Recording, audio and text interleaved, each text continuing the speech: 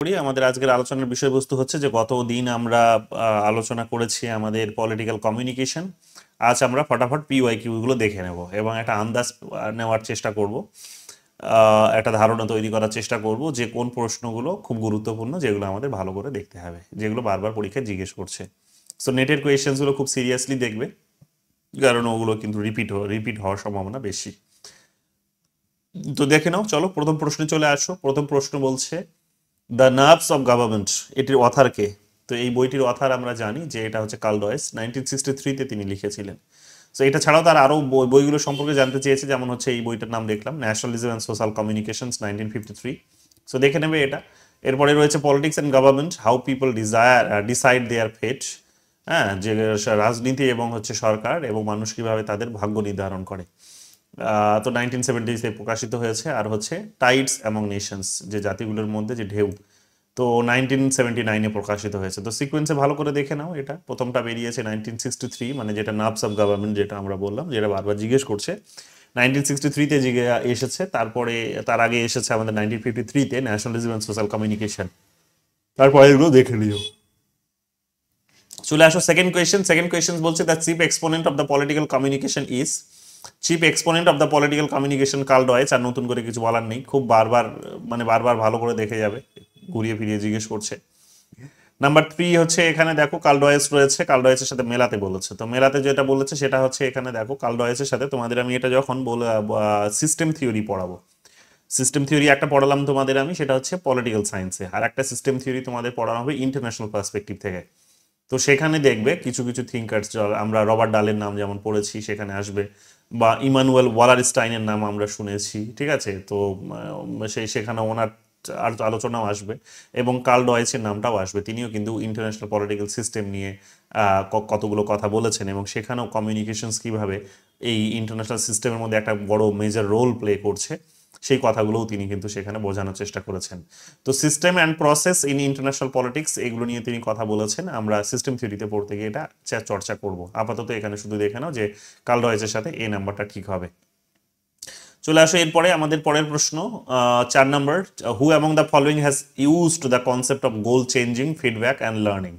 তো আমরা জানি যে তোমাদের আমি বলেইছিলাম যে আমাদের গোল চেঞ্জিংয়ের একটা কিন্তু কনসেপ্ট, বা আমাদের যেহেতু একটা মধ্যে বায়োলজির একটা ব্যাপার রয়েছে, মানে আমাদের পলিটিক্যাল সিস্টেমের মধ্যে যেহেতু তিনি বায়োলজিকে অ্যাপ্লাই করেছেন, তো বায়োলজির যে বিজ্ঞান সেটিকে অ্যাপ্লাই করেছেন বা সিস্টেমটিকে অ্যাপ্লাই করেছেন, এবং সেটার মতো করেই সিস্টেমটিকে দেখার চেষ্টা করেছেন। তো স্বাভাবিকভাবেই এখানে বায়োলজি যেমন কি হয় যে আমাদের যদি কোথাও যদি মানে আমাদের মানে নতুন, মানে আমাদের সবসময় কি হয় যে বায়োলজিতে তুমি দেখবে যে মানুষের লক্ষ্য বা মানুষের উদ্দেশ্য এগুলো কিন্তু পরিবর্তন হয়, এবং পরিবর্তন হয় সেটার মতো করে সে অ্যাকশনস নেয় সেই কারণে, এবং সেটার মতো করে ফিডব্যাকও পায়, এবং সেখান থেকে সে কিন্তু শেখার চেষ্টা করে।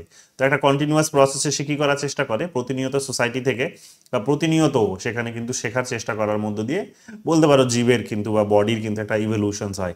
ঠিক একই রকমভাবে সোসাইটিতেও আমরা জানি যে পলিটিক্যাল সিস্টেম যখন বলা হচ্ছে, তো তখন পলিটিক্যাল সিস্টেম নিয়ে বলতে গিয়ে আমরা জানি যে এনভায়রনমেন্টে নতুন নতুন যে ইনপুটসগুলো আসছে, নতুন নতুন ডিমান্ডসগুলো যে জেনারেট হচ্ছে, সেই ডিমান্ডসগুলো সম্পর্কে সেখানে কিন্তু পলিটিক্যাল সিস্টেম শেখে।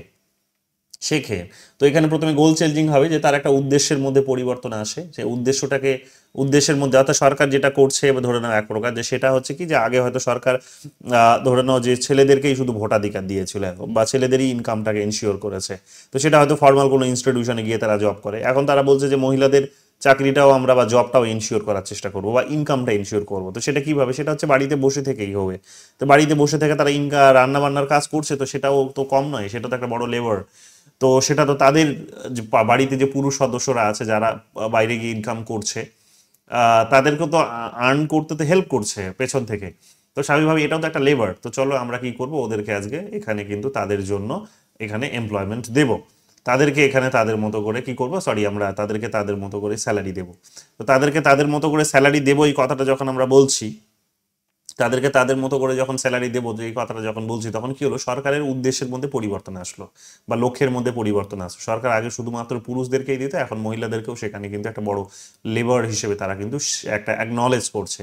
তাহলে এই পরিবর্তনটা যখন আসলো, তখন কি হবে, যে এটার জন্য তাকে কি করতে হবে, কতগুলো অ্যাকশন নিতে হবে। অ্যাকশন যখন নেবে, সেই অ্যাকশনস থেকে তখন সে কি করবে, দেখা গেল যে সে অফকোর্স সেখান থেকে কতগুলো ফিডব্যাক সে পাবে। যে সেটা ভালো হয়েছে সেটা খারাপ হয়েছে সেই অ্যাকশনসটা, এবং সেই ভালো মন্দ যেটা উঠে আসবে সেখান থেকে আবার সে কিন্তু শেখারও চেষ্টা করবে, এবং আগামী দিনে আবার যখন নতুন কোনো পলিসি নেবে তখন সেই শিক্ষা থেকে সে নতুন রকমভাবে সেই পলিসিটাকে কিন্তু ডেভেলপ করতে পারবে। সো এটা একটা কন্টিনিউয়াস প্রসেস, এটা একটা সাইক্লিক্যাল প্রসেস, এটা কিন্তু চলতে থাকে যে এখানে পলিটিক্যাল সিস্টেমের মধ্যে গোলের মধ্যে পরিবর্তন আসে, সেই পরিবর্তন থেকে পরিবর্তনটাকে এখানে পরিবর্তনটির উপরে পলিসি তৈরি করতে হলে কতগুলো অ্যাকশনস নেই, সেই অ্যাকশনসটির বা যেটা আউটপুট হিসেবে বেরিয়ে আসে, তো সেখান থেকে কতগুলো ফিডব্যাক আসে এবং সেই ফিডব্যাকটা থেকেও কিছু শেখার চেষ্টা করে সরকার আবার নতুন করে আবার নতুন পলিসি নেয়। তো এগুলো আমাদের কিন্তু চলতেই থাকে, এগুলো তোমরা এখানে দেখতে পাবে। তো দেখে নিও এগুলো। এখানে তার এই যে বিখ্যাত যে বইটা বেরিয়েছে দ্য নার্ভস অফ গভর্নমেন্ট 1963-তে, সেই বইটিতে এটা আমরা দেখতে পাবো। সেখানে তিনি ফিডব্যাক, গোল চেঞ্জিং, লার্নিং এর এই কথাগুলো বলেছেন, এবং এটা বেসিক্যালি যে এক প্রকার বলতে পারো যে সেলফ রেগুলেটিং মেকানিজমের কথা বলতে পারো এখানে, যে সিস্টেম নিজেই নিজেকে রেগুলেট করে যেহেতু, তো কাজেই নিজেকে এখানে তার গোলের মধ্যে পরিবর্তন আসবে, তার সেখান থেকে ফিডব্যাক আসবে, সেখান থেকে আবার নতুন করে শিখবে, এগুলো অটোমেটিক। এখানে একটা টার্মিনোলজি নিচে ব্যবহার করা হয়েছে, আমি বলবো কিছুক্ষণ বাদে। তো যাই হোক, এই টার্মিনাল ওই ওই ওই প্রসেসে এটা কিন্তু ফাংশনস করে। 5 নাম্বার দেখো কি বলছে, হু of the following was the leading exponent of political communications. তো কার্ল ডয়েস হবে, আর নতুন করে বলার কিছু নেই। 6 নাম্বার চলে আসো, Karl Deutsch concept of learning implies. তো কার্ল ডয়েসের যে কনসেপ্ট, হ্যাঁ, যে কার্ল ডয়েসের কনসেপ্ট যেটা হচ্ছে লার্নিং, সেটা কি ইমপ্লাই করে? সেটা ইমপ্লাই করে the ability of the political system to readjust itself on the basis of information received. যে কার্ল ডয়েসের যে লার্নিং, যেটা শিখবে, বলা হচ্ছে যে পলিটিক্যাল সিস্টেম শিখবে। তো পলিটিক্যাল সিস্টেম কি শেখার চেষ্টা করে বেসিক্যালি, বা কোনটাকে এখানে শেখার প্রসঙ্গে কোনটাকে আমরা আলোচনা করি? তো আলোচনা যেটা করি সেটা হচ্ছে the ability of the political system, যে রাজনৈতিক ব্যবস্থাটার সক্ষমতা টু রিঅ্যাডজাস্ট ইটসেলফ, যে তার নিজেকে পরিবর্তন করার তার কতটা সক্ষমতা আছে সেটা নির্ভর করে তার শেখার উপরে। সে যতটা শিখবে সে নিজেকে ততটা বদলাতে পারবে। সে শিখতেই চাইবে না, সে নিজেকে বদলাতে পারবে না। তো অর্থাৎ কতগুলো ইনফরমেশনস পাওয়ার পর তার মধ্যে কতগুলো স্বাভাবিক নিয়মে, মানে কতগুলো ইনফরমেশন সে পেলো, সেই ইনফরমেশনসগুলো পেয়ে সে কিছু শিখলো, সো তার মধ্যে আবার কিছু পরিবর্তন আসলো, অর্থাৎ পরিবর্তিত পরিস্থিতির সঙ্গে নিজেকে সে কিন্তু অ্যাডজাস্ট করে নিল। বুঝতে পেরেছো তো? যেমন তোমরা এখানে এসেছো প্রত্যেকেই নেট সেট করার জন্য। এখন তোমরা যত বেশি ইনফরমেশনস এখান থেকে গ্রহণ করবে আমার কাছ থেকে, যত বেশি নিতে পারবে। কেন? কারণ আমার কাছে প্রচুর ইনফরমেশনস আছে, প্রচুর গাইডেন্স আছে। তো আমি যতটা আমার মধ্যে আছে ভরপুর, যতটাই আছে, যদিও সেটা খুবই সামান্য আমি মনে করি, বাট যতটাই আছে সেটা তোমরা যত বেশি নিতে পারবে তত বেশি কি হবে, তোমার মানে তোমার এবিলিটি বাড়বে, তোমার ক্ষমতা বাড়বে। তোমার যত বেশি ক্ষমতা বাড়বে তত বেশি তোমার কি প্রমাণ হবে যে তোমার শেখার, মানে তোমার মধ্যে কি বলবো, যে মানে এই ইনফরমেশনস গুলো পেয়ে তুমি কিছু শিখলে, শেখার মধ্য দিয়ে তোমার ক্ষমতা বৃদ্ধি পাবে। তো এক প্রকার রাজনৈতিক ব্যবস্থাটা বলতে পারো এইরকম ভাবেও কিন্তু কাজ করে। তো ওটাই একটা বিষয়, যে তোমরা যত বেশি ইনফরমেশনস পাবে আমার কাছ থেকে, তত বেশি ইনফরমেশনস শিখবে আমার কাছ থেকে, তত বেশি তোমাদের এবিলিটি বাড়বে। এবং এটা আলটিমেটলি তোমাকে কি করবে, যে তোমার যে এখন বয়স হয়েছে, যে এখন তুমি স্কুলে পড়ছো না, যে সে তোমাকে কেউ বাচ্চা বলে ট্রিট করবে, এখন তোমাকে সবাই ট্রিট করবে কিরকম? এখন তোমাকে ট্রিট করবে যে তোমাকে ম্যাচিউর হিসেবে, তোমার কাছে এক্সপেক্ট করবে যে তুমি এখন চাকরি করবে, তুমি এখন হায়ার স্টাডিজ করবে, তুমি এখন তোমার কাঁধে পরিবারের দায়িত্বগুলো নেবে। তাহলে এই যে এখন ইনপুটের মধ্যে যে পরিবর্তনগুলো এসেছে, বা সোসাইটিতে তোমার প্রতি যে পরিবর্তনটা এসেছে, সেই পরিবর্তনটার সাথে তুমি নিজেকে অ্যাডজাস্ট করতে পারবে যদি তুমি কি করো না, যদি তুমি প্রচুর ইনফরমেশন এখানে নিতে পারো, সেটা থেকে যদি কিছু শিখতে পারো এবং নিজের ক্ষমতা যদি বদলাতে পারো। তো পলিটিক্যাল সিস্টেমও ঠিক একই কাজ করে। তো পলিটিক্যাল সিস্টেমেরও কিন্তু এই বিষয়টাই সবসময় কিন্তু চলতে থাকে। তো যে পলিটিক্যাল সিস্টেম যত বেশি ইনফরমেশন কালেক্ট করতে পারবে সোসাইটি থেকে, সেই পলিটিক্যাল সিস্টেম তার তত বেশি শেখার ইচ্ছে আছে, বা সে শিখছে এটা প্রমাণ হবে। সে যত বেশি শিখবে সে কি করবে, সে তত বেশি নিজেকে কিন্তু তার ক্ষমতা বৃদ্ধি পাবে। তার ক্ষমতা বৃদ্ধি পাবে মানে সে কিন্তু প্রত্যেক মুহূর্তে নিজেকে অ্যাডজাস্ট করতে পারবে। যত পরিবর্তন আসুক না কেন, সেই পরিবর্তনের সঙ্গে সে নিজেকে কিন্তু অ্যাডজাস্ট করতে পারবে। বাট আমাদের সোসাইটিতে এগুলো একটা বড় ল্যাগ দেখা যায়, বা পলিটিক্যাল সিস্টেমের মধ্যে বড় ধরনের একটা ল্যাগ দেখা যায়। কি ল্যাগ? একটা তোমরা ডিসকোর্স নিশ্চয়ই শুনেছো, সেটা হচ্ছে যে পাওয়ার এখন দেখবে অল্প কিছু মানুষের হাতে সেন্টার হয়ে রয়েছে। সেটা এখন এক্সিকিউটিভ বলো, লেজিসলেচার বলো, জুডিশিয়ারি বলো, মিডিয়া বলো, একাডেমিক্স বলো, সব জায়গাতেই দেখবে যে পার্টিকুলার একটা গ্রুপের হাতে পাওয়ার কিন্তু রয়ে গেছে, এলিটদের হাতে। তো তো যতক্ষণ না সেই পাওয়ারটা এখানে ডিস্ট্রিবিউট হচ্ছে সোসাইটির প্রত্যেকটা মানুষের হাতে, যেটাকে ডেভিড ইস্টার বলেছেন যে প্রপার ডিস্ট্রিবিউশনস বা অথরিটেটিভ অ্যালোকেশনস বলেছেন, যেটা যে অথরিটির প্রত্যেকের কাছেই অথরিটি আছে, কিন্তু সেই অথরিটি যদি প্রপার অ্যালোকেশনসটা যদি না হয়, অর্থাৎ যারা একেবারে মার্জিনালাইজ সেকশন আছে তাদেরও যদি আপলিফটমেন্ট না হয়, তাহলে দেশটা বেশি দূরে এগোতে পারবে না। অর্থাৎ দেশটা তার মানে যে শিখছেন এটাই প্রমাণ হবে। এবং কিভাবে আমরা এটা বুঝতেই পারি, ধরে নাও আমাদের দেশে এখনো কাস্ট সেন্সাস হচ্ছে না, যে কাস্টের কারণে যদি এখন মানুষ পিছিয়ে আছে, বা আমাদের দেশে যদি কাস্টের কারণে যদি মানুষ শোষিত হচ্ছে, বঞ্চিত হচ্ছে, তাহলে কাস্ট সেন্সাস গুলো হওয়া দরকার, কাস্ট সেন্সাস গুলো হওয়া দরকার, রেগুলার সেন্সাস হওয়া দরকার, ইকোনমিক সেন্সাস হওয়া দরকার, শুধু কাস্ট নয়, ইকোনমিক সেন্সাসও হওয়া দরকার, বিভিন্ন ধরনের আমাদের এমপ্লয়মেন্ট সেন্সাস হওয়া দরকার, বিভিন্ন ধরনের সেন্সাস হওয়া দরকার, বিভিন্ন ধরনের সেখানে ইনফরমেশন সরকারের কাছে আসা দরকার। সেই ইনফরমেশন যত সরকারের কাছে আসবে তত কি হবে, তত বেশি সরকার শিখছে এটা প্রমাণ হবে। যত বেশি সরকার শিখবে তত বেশি সরকারের কি হবে, এবিলিটি বৃদ্ধি পাবে। যত বেশি সরকারের এবিলিটি বৃদ্ধি পাবে তত বেশি কি হবে, যে সমাজের মধ্যে যে নতুন নতুন যে চাহিদাগুলো তৈরি হচ্ছে, হ্যাঁ, সেই চাহিদাগুলো সরকার কিন্তু পূরণ করতে পারবে, তাই তো? কিন্তু আমরা দেখতে পাই যে এগুলোতে একটা বড় ল্যাগ রয়ে গেছে। তার কারণ কি? তার কারণ হচ্ছে যে ক্ষমতা। এখানে দেখবে যদি কাস্টের দিক থেকে বলো, তাহলে দেখবে ব্রাহ্মণদের হাতে কন্ট্রোল হয়ে গেছে। যদি এখন একটা ডমিনেন্ট কাস্টের আইডিয়া এসেছে, শ্রীনিবাস দিয়েছে, তোমরা জানো। তো যাই হোক, পার্টিকুলার তখন সেটাকে আমরা এলিটের কনসেপ্ট দিয়ে বুঝতে পারি। তো কাস্টের কাছে গিয়ে ক্ষমতা আইদার তো গিয়ে সেন্টার হয়ে গেছে, নইলে তোমরা দেখবে কিছু সেখানে এই ফিনান্সিয়াল এলিটস, কিছু দেখবে মিডিয়া এলিটস, কিছু দেখবে সিনেমা এলিটস, কিছু দেখবে একাডেমিক এলিটস, এই কিছু কিছু এলিটস, এবং তারা বংশ পরম্পরায় তারা কিন্তু ওর এই কন্ট্রোলটা রেখেছে বলে কি হয়, পলিটিক্যাল সিস্টেমের মধ্যে কোনো চেঞ্জ আসে না। কিন্তু ইনি কিন্তু এখানে এই ধরনের সিস্টেমের কথা কোনোদিনই বলেন। ইনি বলেছেন রিঅ্যাডজাস্টমেন্ট, এটা হচ্ছে অটোমেটিক হবে, অটোমেশন পদ্ধতিতে হবে, যেটাকে তিনি একটা টার্মিনোলজি এখানে দিয়েছেন। আমি কিছুক্ষণ টার্মিনোলজিটা ভুলছি, বলো।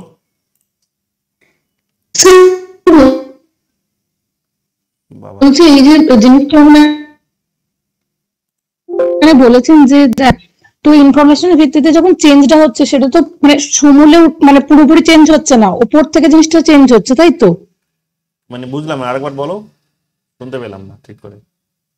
মানে মানে আমি বলছি যে পুরোপুরি চেঞ্জ হচ্ছে না তো জিনিসটা, মানে একেবারে যে চেঞ্জ করে দেওয়া হচ্ছে সিস্টেমটাকে, মানে এরকম তো হচ্ছে না। জিনিসটা যেটা হচ্ছে সেটা না, উপর থেকে পরিবর্তন হচ্ছে, মানে যেটাকে গ্রামটি বলেছিল যে প্যাসিভ রিভলিউশন, মানে যেটা উপর থেকে পরিবর্তন হচ্ছে, ভেতর থেকে পুরোপুরি যে ভেঙে গিয়ে যে পরিবর্তন, সেটা তো মানে হচ্ছে না তো। না, না, মানে কিন্তু ওটাই অ্যাডজাস্ট তিনি করে দিচ্ছে বলেছেন যে যে এটা হচ্ছে না, এটার সাথে মানে উপর থেকে হোক, নিচের থেকে হোক, যেটাই হোক, সিস্টেমের মধ্যে পরিবর্তন আসবে। যেমন যেমন ডিমান্ড আসবে তেমন তেমন পরিবর্তনটা হতে হবে, এবং এটা স্বয়ংক্রিয় পদ্ধতিতে হতে হবে। এই কথাটাই তিনি বলেছেন, উপর নিচের কথা তিনি বলেননি, ওগুলো সব অন্য সোসিওলজিস্টরা বলেছেন। ইনি ওই সোসিওলজিস্টদের ক্যাটাগরিতে আসেন না, ঠিক আছে? আচ্ছা আচ্ছা। তো যাই হোক, এই ধরনের কথাগুলো আমরা এখানে কিন্তু বুঝতে পারি, বা প্র্যাকটিসে মানে আমরা আমাদের বর্তমান সোসাইটিটাকে বোঝার জন্য বা পলিটিক্যাল সিস্টেমটিকেও বোঝার জন্য কিন্তু এই থিওরিগুলোকে অ্যাপ্লাই করতে পারি।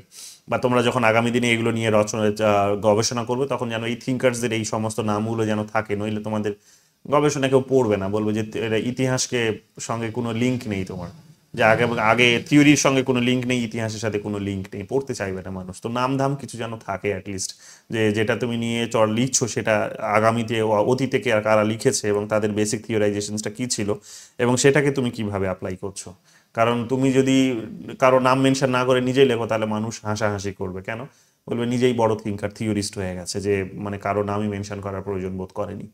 তো এটা তো আমরা মিডিয়া কমেন্টেটর করছি না, আমরা এটা একটা বড় গবেষণামূলক লেখা যেহেতু লিখছি, তো আমাকে আমাকে এটা দেখতে হবে যে কি লিটারেচার আছে অলরেডি, এইটা নিয়ে কে থিওরাইজেশনস করেছেন, এই আইডিয়াগুলো কে ডেভেলপ করেছেন, এগুলো আমাকে অ্যাটলিস্ট জানতে হবে। সো যাই হোক, এগুলো বলে দিলাম এই কারণে, যাতে তোমাদের আগামী দিনে রিসার্চ যারা করছো তাদের কাজে লাগে। Which of the following are related to Carl W. Deutsch approach of communication in comparative politics? এটা দেখো রিসেন্টলি এসেছে, 20 এবং 21 এসেছে নেটে।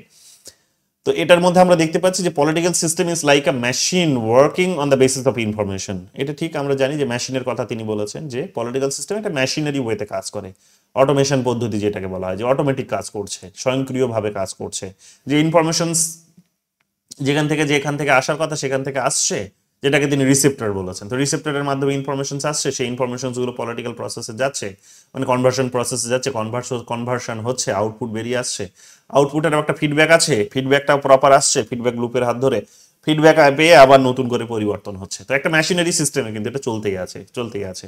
তো এটার কথা তো তিনি বলেছেন, মেশিনকে ধার করেছেন, এখান থেকে আমরা দেখবো মেশিনারি এই মেথডকে। দ্বিতীয় এখানে তিনি বলছেন in his theory homeostasis instead of equilibrium is used for dynamism. তোমরা হয়তো এই জায়গাটাতে একটু কনফিউজ হয়েছো। আমি গতকাল তোমাদের ইকুইলিব্রিয়াম শব্দটা দু একবার উচ্চারণ করেছি, কিন্তু তিনি ইকুইলিব্রিয়াম না, তিনি এখানে হোমিওস্টেসিসের কথা বলেছেন। ইকুইলিব্রিয়াম আর হোমিওস্টেসিসের মাঝে হোমিওস্টেসিসের মাঝে একটা ছোট পার্থক্য আছে। ইকুইলিব্রিয়াম মানে হচ্ছে যে কোনো পরিবর্তন নয়, স্থিতাবস্থার কথা বলা হচ্ছে, যে কোনো নয়, কোনো চেঞ্জকে তারা অ্যাডপ্ট করে না কিন্তু স্বীকৃতি দেয় না। হোমিওস্টেসিসের কনসেপ্টটা হচ্ছে যে নতুন নতুন যে পরিবর্তনগুলো আসছে, যে ইনপুটগুলো আসছে, যে পরিবর্তনগুলো ঘটছে, সেটাকে সে নিজের মধ্যে অ্যাডজাস্ট করতে চায়, করে নিজেকে কিন্তু আবার কিন্তু এগিয়ে নিয়ে যেতে চায়। সে ওই জায়গায় স্টেটিক হয়ে দাঁড়িয়ে থাকতে চায় না। তা আমাদের হিউম্যান বডি যেমন কি হয়, যে আমাদের হিউম্যান বডি, আমাদের সেন্স অর্গানগুলো প্রত্যেকদিন কিছু নতুন নতুন কিছু শেখে এবং অনেক কিছু সম্পর্কে তারা সেন্স করার মধ্যে দিয়ে সেটা নলেজটা সে নিজের মধ্যে স্টোর করে, সেটাকে প্রসেস করে এবং আগামী দিনে সেই ইনফরমেশনটাকে কাজে লাগিয়ে ওই ধরনের কোনো ভুল করা বা ওই ধরনের কোনো রিপিট করা বা কোনো একটা ভালো কিছু করার, এই সমস্ত জায়গায় যেভাবে যেটাকে অ্যাপ্লাই করতে হবে সেটা সেভাবে করে, তাই না? তো এইরকম ভাবে আমাদের বডি কিন্তু কি করে, আমার বডি কিন্তু ডাইনামিক, তাই না? অর্থাৎ তুমি রাস্তায় চলতে চলতে হয়তো ধরো একটা হোঁচট খেলে, তুমি কেন হোঁচট খেলে এটা নিশ্চয়ই তুমি এটা মানে পরীক্ষা করা বা নিজেকে বোঝানোর চেষ্টা করো যে আমি হোঁচট খেলাম বিকজ আমি মনে মনে হয়তো আমার এখন বন্ধুর কথা ভাবছিলাম, আমি মনে মনে হয়তো আমার অন্য কিছু ভাবনা হয়তো চলছিল। তো তাহলে তুমি কি করবে নেক্সট টাইম যখন হাঁটবে, নিশ্চয়ই এটা তুমি মাথায় রাখবে যে আমি গতদিন হোঁচট খেয়েছিলাম, তো আমি রাস্তায় চলতে চলতে লোকের কথা ভাবি বলে, আমার আনমনস্ক হয়ে গেছি বলে, তো আনমনস্ক হওয়ার কারণে যেহেতু তুমি এখন হোঁচট খেয়েছো, তাহলে ওখান থেকে তুমি ফিডব্যাক শিক্ষা নিলে, তোমার ফিডব্যাক আসলো তোমার কাছে কি, যে ওই অ্যাকশনসটা যখন হলো, অর্থাৎ হোঁচট খাওয়ার যে অ্যাকশনটা ঘটলো, সেখান থেকে তুমি ফিডব্যাক কি পেলে, ফিডব্যাক পেলে যে তোমার এটা কিন্তু একটা ভুল হলো বা ঠিক হলো। তো হোঁচট খাওয়া তো একটা খারাপই দিক বলতে পারো, একটা নেগেটিভ জিনিস, নেগেটিভ ডেভেলপমেন্ট। তো তুমি কি করলে, তোমার কাছে ইনফরমেশন আসলো ফিডব্যাকের মধ্য দিয়ে যে এটা আর করা যাবে না, অর্থাৎ রাস্তায় চলতে চলতে আর হাঁটা যাবে না, রাস্তায় চলতে চলতে ভাবা যাবে না, কিছু আনমনস্ক হওয়া যাবে না। তাহলে তুমির মধ্যে ওই ইনফরমেশনসটা গ্যাদার হয়ে গেল, তোমার ব্রেনের মধ্যে রয়ে গেল। ঠিক একই রাস্তায় একই রকম ভাবে যখন তুমি হাঁটবে, অ্যাটলিস্ট হয়তো তুমি অন্য রাস্তায় হাঁটলে এটা মনে পড়বে না, কিন্তু ঠিক ওই রাস্তাতে ওই একই রকম ভাবে সেকেন্ড টাইম যখন হাঁটবে, তখন তোমার মনে পড়বে যে আমি এই রাস্তায় এসে হোঁচট খেয়েছিলাম এবং আমার কিন্তু আনমনস্ক ছিলাম বলে খেয়েছিলাম, তো কাজে এবার আর আনমনস্ক হওয়া যাবে না, নইলে আমি হোঁচট খাবো আবার, কারণ রাস্তাটা হয়তো এবড়ো খেবড়ো। তো এই যে বিষয়টা, সেটা তোমাকে কিন্তু বলে দিল। তার মানে এই যে রাস্তায় তুমি হাঁটছিলে, সেই রাস্তাটার একটু পরিবর্তন থাকার কারণে, একটা ভিন্ন ধর্মিতা থাকার কারণে তুমি হোঁচটটা খেয়েছিলে। তাহলে পরিবেশের ওটা একটা স্বাভাবিকতা বা একটা ভিন্ন ধর্মিতা, নতুন কিছু তোমার মধ্যে সেটা তুমি পেয়েছো, যে এতদিন তুমি স্মুথ রাস্তায় চলে অভ্যাস হয়ে গেছে, তাই কোনোদিন হোঁচট খাওনি, তাই আনমনস্কভাবে হাঁটলেও তুমি স্মুথলি চলে গেছো। কিন্তু এখানে হেবড়ো খেবড়ো রাস্তা, আনমনস্কভাবে হাঁটলেই তুমি হোঁচট খাবে। তাহলে যখনই নতুন কোনো এনভায়রনমেন্টে গিয়ে পৌঁছলে, নতুন কোনো ডিমান্ডস তোমার কাছে আসলো, তখনই তুমি কিন্তু কি হচ্ছে, যে তোমার মধ্যে কিন্তু একটা একটা ইনস্টেবিলিটি দেখা যাচ্ছে।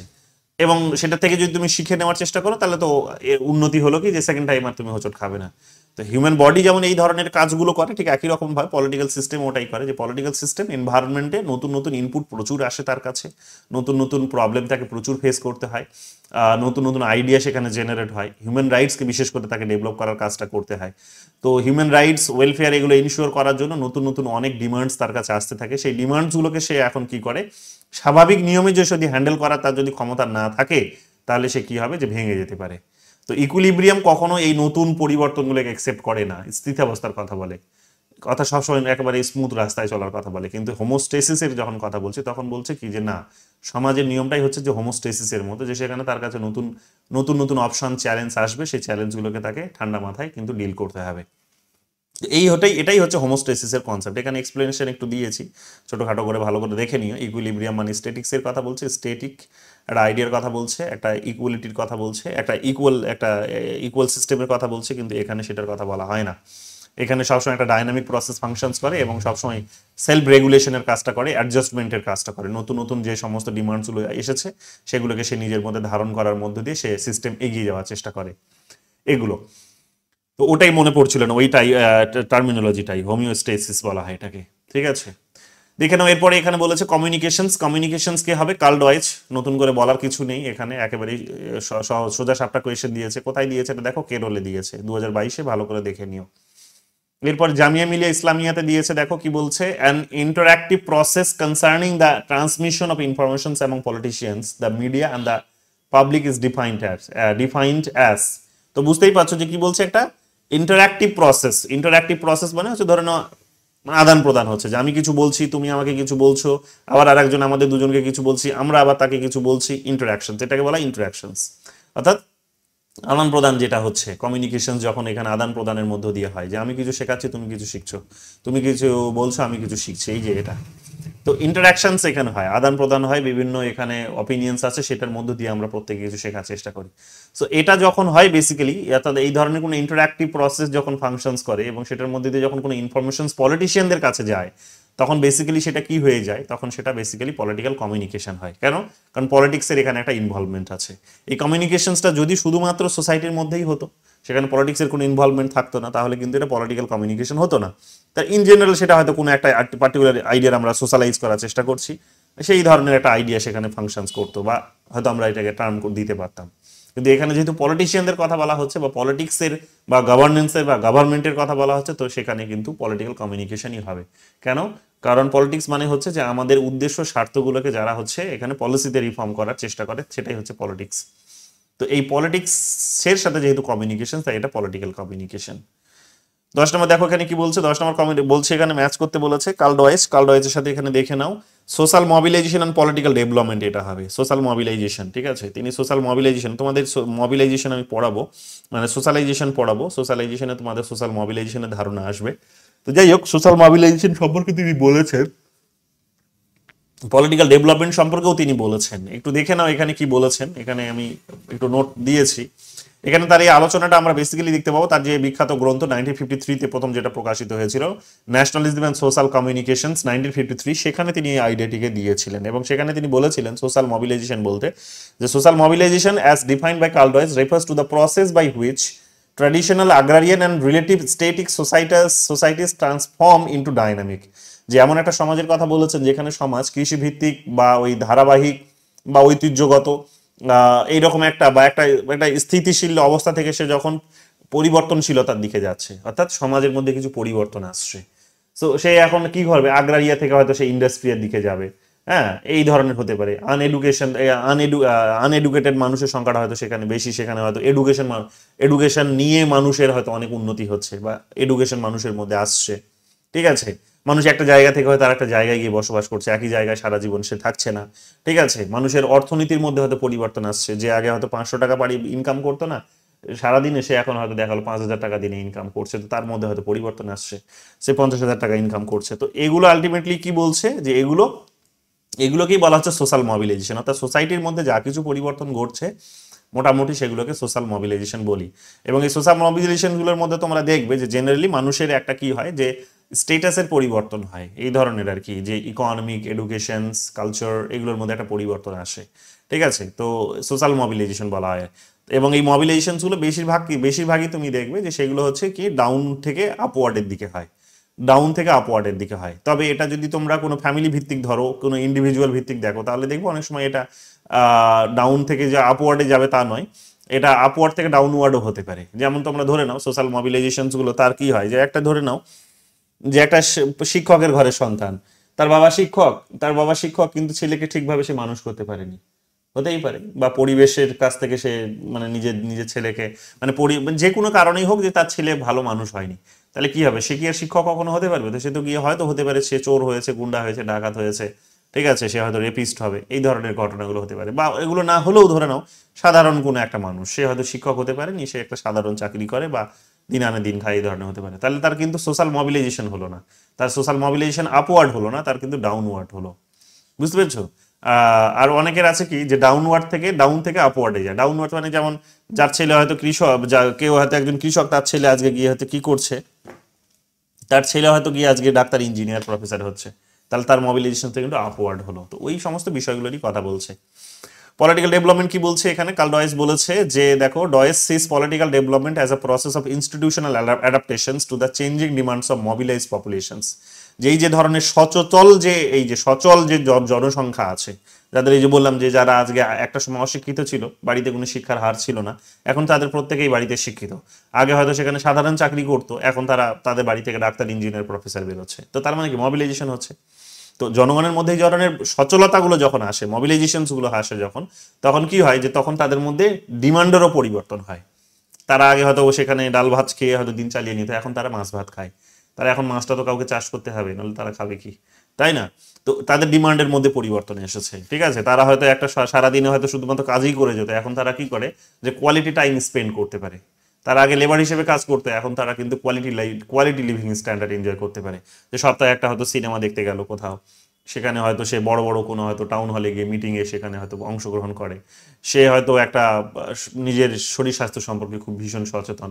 তো এই যে বিষয়গুলো, তো এগুলো তো প্রত্যেকটা তার নিজের ডিমান্ড, আগে সেটা সে করতে পারতো না। তো এগুলো করার মধ্যে দিয়ে কি হয় যে এগুলো যখন সে নিজের মধ্যে করতে চায়, তখন দেখবে যে সমস্ত প্রতিষ্ঠানগুলো আছে, সমস্ত ধরনের প্রতিষ্ঠান, সেগুলোর মধ্যেও কিন্তু পরিবর্তন আসে। বিভিন্ন ধরনের প্রতিষ্ঠানের মধ্যে সরকারের কাজগুলো আসলে বেড়ে যায়, তখন কমে না।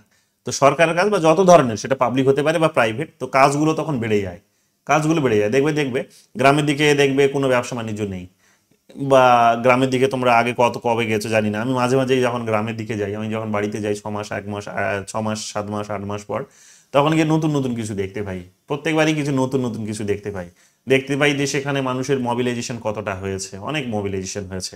সেখানে আগে কেউ মোবাইল ফোন, আমি যখন প্রথম মোবাইল ফোন কিনি, গোটা গ্রামের মানুষ আমার সমালোচনা করতো, ঠিক আছে। এখন আমি সেখানে গিয়ে দেখি প্রত্যেকটা বাড়িতে সেখানে অ্যান্ড্রয়েড ফোন বা হাতে হাতে ফোন, কিন্তু একটা সময় তারাই আমার সমালোচনা করেছে। এই যে বিষয়গুলো, তো এখন আমার উন্নতি হয়েছে যেহেতু তারা দেখেছে, অনেকে সেই সময় থেকেই দেখে আসছে যে আমি কারো কথা শুনি না, নিজের মতো জীবন যাপন করি। তো ফলে এখন আমাকে দেখে যে শুধুমাত্র শিখেছে তা নয়, আরো অনেক মানুষের কাছ থেকে তারা দেখেছে, শিখেছে। তো ফলে কি হয়েছে, তাদের নিজেদের উন্নতি হচ্ছে। তো তাদের নিজেদের উন্নতি হচ্ছে মানে একটা প্রাইভেট ইনস্টিটিউশনস, তার ব্যবসাটা কিন্তু ঠিকঠাক হচ্ছে, তার ব্যবসাটা কিন্তু চলছে। অর্থাৎ মোবাইল কোম্পানিগুলোকে আরো বেশি করে মোবাইল প্রডিউস করতে হচ্ছে। মোবাইল কোম্পানি মোবাইল প্রডিউস করছে মানে সেখানে কিন্তু কি হচ্ছে, সেখানে কিন্তু মোবাইল কোম্পানিটাকে এখানে দেওয়ার জন্য, লাইসেন্স দেওয়ার জন্য সরকারকে কিন্তু পলিসি বানাতে হয়েছে।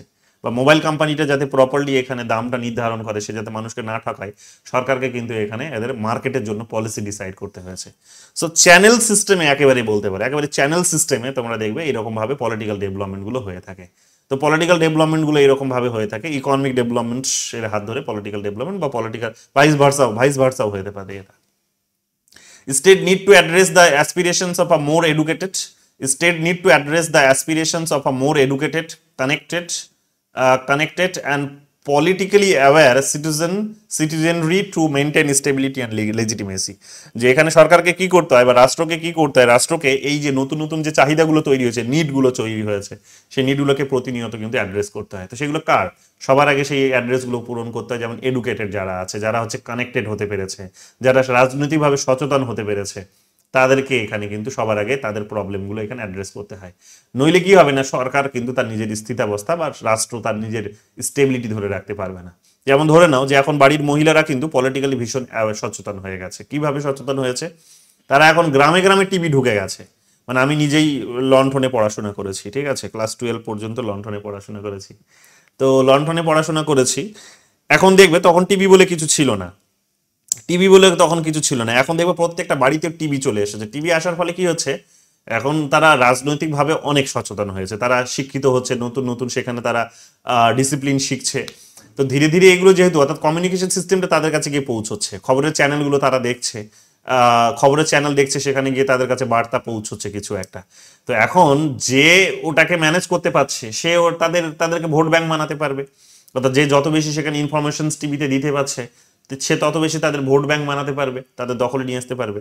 তো এখন রাজনৈতিকভাবে তারাও সচেতন হয়েছে, এখন তারাও এখন খুঁজে খুঁজে দেখছে যে টাকা কে বেশি দেবে, তাকেই ভোট দেবো। তো দেখছে যে মমতা ব্যানার্জি আমাদেরকে হয়তো একটু কম টাকা দিচ্ছে, কিন্তু আমাদেরকে এটা গ্যারান্টি যে আমাদেরকে টাকা দেবেই, তো এখন তাদেরকে তারা ভোট দেবে। তো এই যে দেখো তাদের কানেকশনসটা, দেখো কানেকশনসটা কিভাবে বিল্ড হলো, যে পলিটিশিয়ানসদের সঙ্গে এদের কানেকশনসটা বিল্ড হলো থ্রো কিন্তু এখানে টিভি চ্যানেল, থ্রো কিন্তু সোশ্যাল মিডিয়া, থ্রো কিন্তু এখানে রেডিও বা এই ধরনের মোবাইলগুলো। তো যেহেতু এই জিনিসগুলো এখন সেখানে হয়েছে, ফলে এরা কি করছে, এরা কিন্তু যে কোনো পলিটিক্যাল সিস্টেম বা স্টেট চাইছে যে এদেরকে এখন কি করতে হবে, এদেরকে কিন্তু বিভিন্ন তাদের নতুন দাবিগুলো যেগুলো তৈরি হয়েছে সেগুলো পূরণ করতে হবে। আদারওয়াইজ এরা কি করবে, একটা সময় বিদ্রোহ করবে, আন্দোলন করবে, এবং এই আন্দোলন যদি এক্সট্রিম লেভেলে চলে যায় তাহলে হয়তো দেশটা টুকরো টুকরো হয়ে যেতে পারে। সো কখনো তারা ওই জিনিসগুলো করবে না। তো যাই হোক, এইরকম ভাবে যখন কানেকশনস যখন ডেভেলপ করে, তখন দেখবে মোবিলাইজেশন আসে। তো কানেকশনস এর একটা বড় রোল আছে। জিও এসব এটা অনেকটা করে দিয়েছে, তোমরা জানো। বলো, কি জিজ্ঞেস করছো?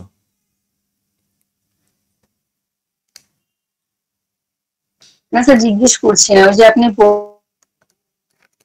বললেন না যে সরকারের কথা, তো বলছি যে মানে ওই লক্ষ্মীর ভান্ডার মনে হয় 2000 টাকা করে দেবে আর কি সরকার। বলেছে বলেছে হ্যাঁ স্যার, নিউজে তাই দেখতে পাচ্ছি, চারিদিকেও তাই বলছে আর কি, যে আচ্ছা, মানে হ্যাঁ সামনের মাস থেকে 2000 করে দেওয়ার কথা, এরকম হ্যাঁ স্যার বলেছে। বলেছে তাহলে খুবই ভালো, তাহলে তোমার টাকাটা আমাকে আগে পাঠিয়ে দেবে প্রথম মাসের, ঠিক আছে? যে যে দুজন বললে তোমরা পাঠিয়ে দেবে কিন্তু, ঠিক আছে? 26 বছর বয়স হয়েছে তোমাদের? স্যার আমি করিনি, পাই না তুমি পঁচিশ স্যার, আমি পাই না। 25 না 26 হলে তো দেয়, তোমাকে দিচ্ছে না, তোমার হয়নি? হয়ে কিন্তু মানে করা হয়নি, করিনি। তো করো, আমার টাকাগুলো লস যাচ্ছে, তুমি এখানে আমাকে নিয়ে চিন্তা করছো না। তো যাই হোক, এখানে দেখো 1 বছরে টাকা পেলে কিন্তু আমার অনেক, ঠিক আছে? প্রত্যেকে 11 নম্বর কোয়েশ্চেন দেখো, cybernetic is the science of communication. আর নতুন করে কি বলবো, গতকাল থেকে এটা তোমরা বলছি, এবার দেখে নাও যারা ইউজির স্টুডেন্ট আছে তাদের জন্য কাজে আসতে পারে, হয়তো শর্ট কোয়েশ্চেন জিজ্ঞেস করতে পারে। তো এখানে সাইবারনেটিক্স বলতে কি বুঝিয়েছে ওগুলোই, যেগুলো আর আমি রিপিট করছি না, কিন্তু এখানে একটা গুরুত্বপূর্ণ বিষয় দেখো, এটা আমার বোল্ড করে দেওয়া উচিত ছিল। এই সাইবারনেটিক শব্দটি প্রথম ব্যবহার করেছে নরবার্ট উইনার, কয়েন করেছিল, এটা ভালো করে দেখে নিও, এটা কিন্তু পরীক্ষা আসতে পারে। নরবার্ট উইনার এই টার্মিনোলজিটা কয়েন করেছেন, ভালো করে দেখে নাও, ঠিক আছে? বোধহয় এসেওছে, আমি বোধহয় খুঁজে পেলাম না কোয়েশ্চেন্সটা। নরবার্ট উইনার এই টার্মিনোলজিটা কিন্তু কয়েন করেছেন, সাইবারনেটিক্স, ভালো করে দেখে নিও। সাইবারনেটিক্স বলতে কি বোঝায় গতদিনই তোমাদের বলে দিয়েছে, আর রিপিট করছি না। এখানে দেখো 12 নম্বর কোয়েশ্চেন্স বলছে, communications theory treats the government as a decision making system based on the information flow. তো আমরা জানি যে হ্যাঁ, কমিউনিকেশন থিওরি কি করে, যে সরকারকে এখানে ডিসিশন মেকিং সিস্টেম হিসেবে তারা ট্রিট করে, এবং আমরা জানি যে তারা যে ইনফরমেশনস গুলো তাদের কাছে গিয়ে ফ্লো হয়ে পৌঁছবে, বা তাদের কাছে গিয়ে পৌঁছবে, সেটার ভিত্তিতে তারা ডিসিশনস গুলো নিয়ে থাকবে। তো আমরা জানি যে সেটাই কথা বলা হচ্ছে।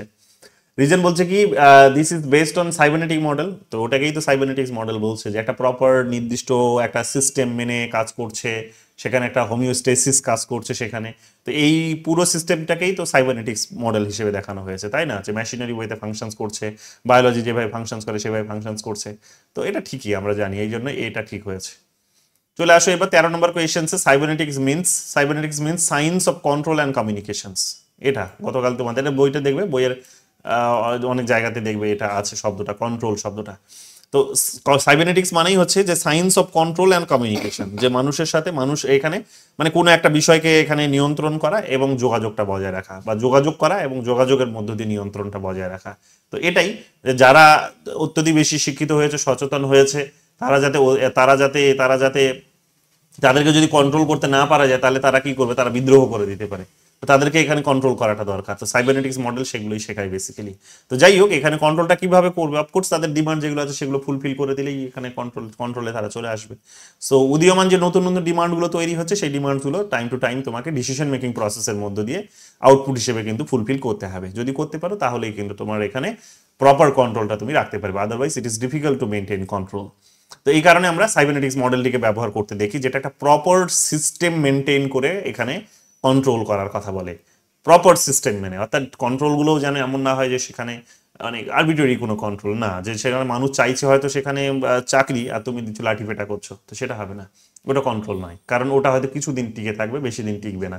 তো দেখলে বাংলাদেশের অবস্থা কি হলো, যে যাদেরকে জেলে ঢুকিয়েছে ধরে ধরে, যাদেরকে লাঠিপেটা করেছে, যাদেরকে সেখানে মুখ বন্ধ করে দিয়েছে, আজকে সেই মানুষগুলোই তার কি করলো সেটা তো দেখলে, যে সেখানে সেই মানুষগুলোই তাকে কিন্তু দেশ থেকে তাড়াতে কিন্তু উঠে পড়ে লাগলো এবং তাড়িয়েই ছাড়লো। তো এটাও হতে পারে, বেশি দিন টিকবে না ওগুলো। তো ডিমান্ড যেরকম সেই রকমই তোমাকে করতে হবে, এবং একটা স্বয়ংক্রিয় পদ্ধতিতে যদি হয়, যদি সেখানে কোনো বায়াসনেস না থাকে তাহলে খুবই ভালো হয়। কিন্তু বায়াসনেস এসে গেলেই কিন্তু কি হবে, ডিসিশনসগুলো আলটিমেটলি কিন্তু প্রপার নাও হতে পারে, এবং সেটা কিন্তু সিস্টেমটিকে কোলাপসের দিকে কিন্তু নিয়ে যেতে পারে।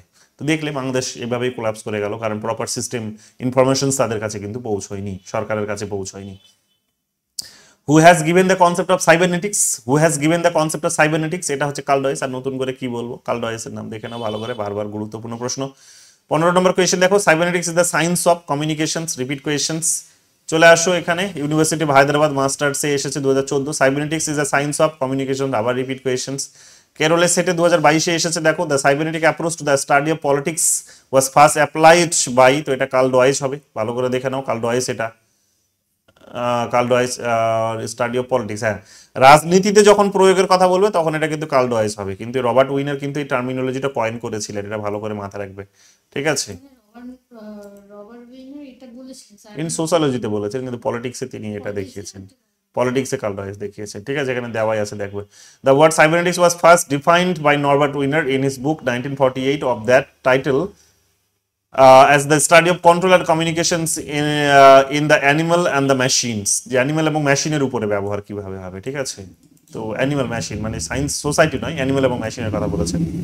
The term cybernetic system stems from the Greek kybernetes, এই টার্মিনোলজিটা ভালো করে দেখবে। কাইবারনেটস কথার অর্থ হচ্ছে যে স্টিয়ারম্যানস, ঠিক আছে, steersman, governor, pilot or rudder, the same root as government, the same root as government. Later this term was used by Karl Deutsch to political communications. তো ভালো করে দেখে নেবে, যখন পলিটিক্স এটা বলবে তখন পলিটিক্যাল কমিউনিকেশনস বা ওই কার্ল ডয়েচ হবে। ঠিক আছে, যখন অ্যানিমাল বলবে, মেশিনস বলবে, তখন নরবার্ট উইনারের নামটা সেখানে যেন মাথায় থাকে। 18 নম্বর কোয়েশ্চেন দেখো কি বলছে, the cybernetic approach to the study of politics was first applied by, তো কার্ল ডয়েচ আর নতুন করে কি বলবে দেখে নাও। এখানে সোর্স দিয়ে দিয়েছি যে স্টোরেজ, ঠিক আছে, সোর্সটাও ভালো করে দিয়েছি যে কে ব্যবহার করেছে, ভালো করে দেখে নিও। এবং সোর্সেরই এটা হচ্ছে কিন্তু ওয়ার্ড সেন্টেন্স, ওখান থেকে কেটে দেওয়া হয়েছে। 19 নম্বর কোয়েশ্চেন দেখো কি বলছে, the cybernetic approach to the study of politics was first applied, আবার রিপিট কোয়েশ্চেন্স কোথায় এসেছে, কেরলে এসেছে। আবার দেখো নেটে এসেছে 2005 সালে, arrange the following ideas concept in order in which they appeared, use the code given below. তো এখানে অনেকগুলো থিওরি থেকে দিয়েছে, রুল অফ ল দিয়েছে, ডিউ প্রসেস অফ ল দিয়েছে, ডেমোক্রেটিক সেন্ট্রালিজম দিয়েছে, আর ফিডব্যাক লুপ দিয়েছে। তো সম্ভবত এখানে লাস্ট হচ্ছে ফিডব্যাক লুপ, লাস্ট হচ্ছে কি ফিডব্যাক লুপটাই, তাই তো? হ্যাঁ, ফিডব্যাক লুপ। কেন? কারণ 1953-তে এসে এটা আমরা দেখতে পাচ্ছি ডেভেলপ করেছে। ডেমোক্রেটিক সেন্ট্রালিজম তোমরা জানো যে লেলিনের আইডিয়ার সাথে জড়িত, তো লেলিন তো অনেক আগে মারা গেছেন তোমরা জানো। তো ডেমোক্রেটিক সেন্ট্রালিজমের এই আইডিয়া নিয়েই কথা বলতে গিয়ে তিনি এখানে ওই লেলিন রোজা লুক্সেমবার্গ ডিবেটটা বেসিক্যালি এটা নিয়েই হয়েছিল, লেলিন রোজা লুক্সেমবার্গ ডিবেট যেটাকে বলা হচ্ছে। তো পার্টির কন্ট্রোলটা কার হাতে থাকবে সেই নিয়ে ডিবেট করতে গিয়ে ডেমোক্রেটিক সেন্ট্রালিজমের আইডিয়াটা সেখান থেকে বেরিয়ে এসেছিল। সো এই ডিবেটটা আমি পড়াবো সময় পেলে, লেলিন তোমাদের আলাদা করেই পড়াবো, তখন বলবো। তো এটা তো অনেক আগের কথা, মোটামুটি ধরে নাও এটা 1920-20 দিকের গল্প, তার আগে তো সেই সময়কার গল্প। ডিউ প্রসেস অফ ল এটাও অনেকটা আগের। রুল অফ ল তো জানো এভিডাইসির কনসেপ্ট, তো এগুলো অনেক আগে। লেটেস্ট তাহলে এখানে দেখতেই পাচ্ছ যে সেটা হচ্ছে যে ফিডব্যাক লুপ। এক্সাক্ট টাইম পিরিয়ডটা আমি এখানে মেনশন করিনি, আমি পরে তোমাদের মেনশন না করেছি বোধহয়, না করেছি। রুল অফ ল যদি ম্যাগনা কার্টা থেকে এসেছিল, দেখো যে সেখানে প্রথমে একটা সনদ লেখা হলো, তো সেখান থেকে এর শুরুটা হলো রুল অফ ল। এভিডাইসি পরবর্তীকালে এই আইডিয়াটিকে ডেভেলপ করেছে, তোমরা সেটা জানো। ডিউ প্রসেস অফ ল বলেছে এখানে দেখো ম্যাগনা কার্টা থেকে এটারও এসেছে যে তোমাকে নির্দিষ্ট নিয়ম মেনে সেখানে আইন তৈরি করতে হবে, নির্দিষ্ট নিয়ম মেনে তোমাকে শাসন করতে হবে, বা আইন তৈরি করতে হবে, নির্দিষ্ট নিয়ম মেনে আইনও তৈরি হবে, নির্দিষ্ট নিয়ম মেনে। এই যে ডিউ প্রসেস অফ ল। তো rule of law, due process of law, এগুলোর মধ্যে পার্থক্য আছে, ভালো করে দেখবে যে নির্দিষ্ট নিয়ম মেনে আইন তৈরি করতে হবে। নির্দিষ্ট নিয়ম মেনে যদি আইন তৈরি না হয় তাহলে সেই আইনটাকে বাতিল করে দেওয়ারও ক্ষমতা কিন্তু সুপ্রিম কোর্টের আছে। তবে সব দেশে সুপ্রিম কোর্টের নেই, এটা যেমন আমরা দেখতে পাবো যে এটা যেমন আমেরিকার সুপ্রিম কোর্টে আমরা এটা দেখতে পাবো, আর পরবর্তীকালে এটা আমরা নিজেরাও কিন্তু অ্যাডপ্ট করেছি। আমাদের সুপ্রিম কোর্টে এটা দেখতে পাবে যে আইন তৈরিটা হয়েছে, সেটা যদি নির্দিষ্ট নিয়ম মেনে যদি না হয় তাহলে সেটা সুপ্রিম কোর্ট কিন্তু সেই আইনটাকে বাতিল করে দিতে পারে। সো ইউএস কনস্টিটিউশনের কথা দেখো এখানে বলেই দিয়েছে, দেখতে পাবে। ডেমোক্রেটিক সেন্ট্রালিজমে যে এখানে বলেই দিয়েছে যে ভ্লাদিমির লেনিনের সাথে জড়িত এখানে, ঠিক আছে, যে কমিউনিস্ট পার্টির কন্ট্রোলটা কার হাতে থাকবে, সেখানে লিডারশিপটা কেমন হবে, লিডারশিপের রোল নেচার কি রকম হবে, সেই সমস্ত বিষয় নিয়ে চর্চা করতে গিয়ে সেখানে ডেমোক্রেসিকে প্র্যাকটিস করা হবে নাকি কমপ্লিটলি সেন্ট্রালিজমকে প্র্যাকটিস করা হবে, এইগুলোর মধ্যে একটা ডিবেট চলছিল। ডিবেটে আলটিমেটলি এটা ডেমোক্রেটিক সেন্ট্রালিজমের আইডিয়াটা বেরিয়ে আসে, লেলিন রোজা লুক্সেমবার্গ ডিবেট, মনে রাখবে। আর ফিডব্যাক লুপ আমরা জানি যে এটা 20th সেঞ্চুরিতে একটা আইডিয়া তৈরি হয়েছে, এটা 1950-60 যে ডিকেটসে দেখতে পাচ্ছি আমরা। এটা ডেভিড স্টেনের কনসেপ্টও আমরা শুধু ফিডব্যাকের আইডিয়াটা পেয়েছিলাম, পরবর্তীকালে এনার আইডিয়াতে আমরা ফিডব্যাক লুপ এই টার্মিনোলজিটা পাচ্ছি। তো এটা ভালো করে দেখে নেবে। এরপরে চলে আসো আমাদের পরের প্রশ্ন, identify the concept associated with political communications. তো আইডেন্টিফাই দ্য কনসেপ্ট পলিটিক্যাল কমিউনিকেশনসের সঙ্গে যেটা জড়িত সেটা হচ্ছে ডেভেলপমেন্টাল লুপ হবে না, ওভারলোডিং এটাও হবে না, ইনপুট ফাংশনস হবে। ইনপুট ফাংশনস যে কতগুলো ডিমান্ড সেখানে সোসাইটিতে আসে, যেগুলো ইনপুটের আকারে আসে, এবং সেটার উপর বেস করেই সরকার সেখানে সিদ্ধান্ত নেয়, এবং সেই সিদ্ধান্তটা আলটিমেটলি আউটপুট হিসেবে বেরিয়ে আসে যখন সেটা আইনে পরিণত হয়, এবং সেই আউটপুটের উপরে ফিডব্যাক আসে, এবং সেই ফিডব্যাক থেকে আবার নতুন কোনো ইনপুট আসে। এই একটা সার্কুলার একটা সাইক্লিক্যাল প্রসেস এটা কিন্তু চলতেই থাকে। তো ইনপুট ফাংশনসের কথা বলেছে এখানে, ফিডব্যাকটাও খুব গুরুত্বপূর্ণ। কিন্তু পলিটিক্যাল কমিউনিকেশনসে যখন বলবে তখন দুটো টার্মিনোলজি খুব গুরুত্বপূর্ণ, দুটো আইডিয়া। একটা হচ্ছে একটা হচ্ছে এখানে ইনফরমেশনস আর দ্বিতীয়টা হচ্ছে ফিডব্যাক লুপ, যে পুরোটাই ইনফরমেশনসের উপর দাঁড়িয়ে থাকে আর ফিডব্যাকের উপর দাঁড়িয়ে থাকে। তো এই দুটো আইডিয়াকে তিনি বিশেষভাবে জোর দিয়েছেন, কে না কার্ল ডয়েচ। লাস্টের কোয়েশ্চেন্স বোধহয় ওটার উপরেই আছে, দেখবে। চলে আসে এখানে কি বলেছে, put the following concept in sequence in which they were used by Karl Deutsch in his conceptual framework, use the code given below. তো এখানে আমি তার বইয়ের ইয়েটা দিয়ে দিয়েছি, বইয়ের সোর্সটা দিয়ে দিয়েছি, তার বইয়ের দ্য নার্ভস অফ গভর্নমেন্ট যে বইটা আছে সেই বইয়ের যদি তোমরা পেজ 187-এ যাও, পেজ নাম্বার, সেখানেই দেখবে এই সিকোয়েন্সটা কিন্তু মেনটেন করা হয়েছে, কারণ এটা অন্য কিছু ছিল। তো আমি এটা কারেক্ট করেছি একেবারে প্রাইমারি বই থেকে। তো ভালো করে দেখে নাও, এটা প্রথমে হবে কি, প্রথমে এখানে দেখে নাও, প্রথমে হচ্ছে 2 3 4 1 বলেছে। তা দেখো 2 3 4 1 মানে হচ্ছে লোড, তারপর হচ্ছে লিড, সরি লোড, তারপর হচ্ছে ল্যাক, তারপরে হচ্ছে গেইন, লোড, ল্যাক, গেইন, তারপরে হচ্ছে কিন্তু লিড। এবার এগুলো সম্পর্কে কি বোঝায় সেগুলো ভালো করে বুঝে নাও, একটু মানেগুলো দেখে নাও। লোড বলতে বোঝায় যে refers to the stares or demands placed on the system, অর্থাৎ কতগুলো দাবির কথা বলছে, যে কত লোড, ধরো বোঝা মানে এক ধরনের শ্রমিকের মাথায় হয়তো লোড চাপিয়ে দিলাম, অর্থাৎ কতগুলো বোঝা চাপিয়ে দিলাম, তো লোড। ল্যাকটা কি বলছে, represents the delay in the system response to load, অর্থাৎ যে যে বোঝাটা চাপিয়ে দিলাম সেটা বোঝাটা কত বড় সেটা বুঝতে সে কতটা সময় নিচ্ছে, বুঝতে পেরেছো? তো সেটা ভারী করছে না তাকে ভারী লাগছে না, সেটা বুঝতে সে কতটা সময় নিচ্ছে, তো সেটাকে আমরা ল্যাক বলতে পারি, অর্থাৎ তার বোঝার ক্ষমতা যে সেটা ভারী কি ভারী নয় আদৌ, তো ল্যাক। লিড কোনটাকে বলছে, লিড বলছে ইন্ডিকেটস প্রোঅ্যাক্টিভ অ্যাডজাস্টমেন্ট, লিড কোনটাকে বলছে, sorry indicates proactive adjustment. Proactive মানে হচ্ছে মানে অ্যাক্টিভ নয়, প্রোঅ্যাক্টিভ, ভালো করে বুঝতে হবে। প্রোঅ্যাক্টিভ মানে হচ্ছে যে তার মাথায় বোঝা চাপিয়ে দেওয়ার আগেই সে নিজে সেটাকে বুঝে নিয়েছে, তার মাথায় বোঝা চাপিয়ে দেওয়ার আগেই সে কিন্তু সেটা বুঝে নিয়েছে, ঠিক আছে, সে বুঝে নিয়েছে। তো এইরকম, বা হয়তো ধরে নাও যে এক প্রকার তার কাছে কোনো দাবি এসেছে, তো সেইটাকে খুব প্রসেস করার জন্য অত্যধিক বেশি সময় নেয়নি, ইমিডিয়েট সে বুঝে গেছে যে এটা লোড কতটা এবং আমাকে দাবিটা ঠিক কি এবং আমাকে কি করতে হবে, ইমিডিয়েট সে বুঝে গেছে, তো এটাকে বলছে লিড। গেইনটাকে কি বলছে, গেইনটাকে বলছে denotes the system capacity to amplify its output or improves. কি বলছে, সিস্টেম ক্যাপাসিটি, যে ব্যবস্থার কতটা হচ্ছে এখানে দক্ষতা আছে বা ক্ষমতা আছে, ক্ষমতার কথা বলছে, to amplify its output or improve efficiency based on the adjustment made, অর্থাৎ নতুন যে অ্যাডজাস্টমেন্টটা হলো, নতুন যে দাবিটা এটা হলো, সেটাকে কি করে, সেটাকে বুঝে আবার সে নতুন করে নিজেকে কিভাবে পরিবর্তন করবে। মানে এক প্রকার তার মাথার প্রথমে কি হলো, প্রথমে ধরে নাও তার মাথার উপর কিছু চাপিয়ে দেওয়া হলো, মাথার উপর চাপিয়ে দেওয়ার সঙ্গে সঙ্গে সে বুঝলো সে তার মাথার উপর কি চাপিয়ে দেওয়া হয়েছে, কতটা তার ওজন। যদি সে নিজের থেকেই বুঝে যায় যে এটা অনেকটাই ভারী, তোলার আগেই হয়তো বা তোলার সঙ্গে সঙ্গে সে বুঝে গেছে এটা হতে পারে, তাহলে সে সেটা বুঝলো। বোঝার পর সে কি করলো, যে সে তখন একটা সে হয়তো ধপাস করে এটা ফেলে দিল, আর নাহলে সে হাঁটতে শুরু করলো মাথায় নিয়ে।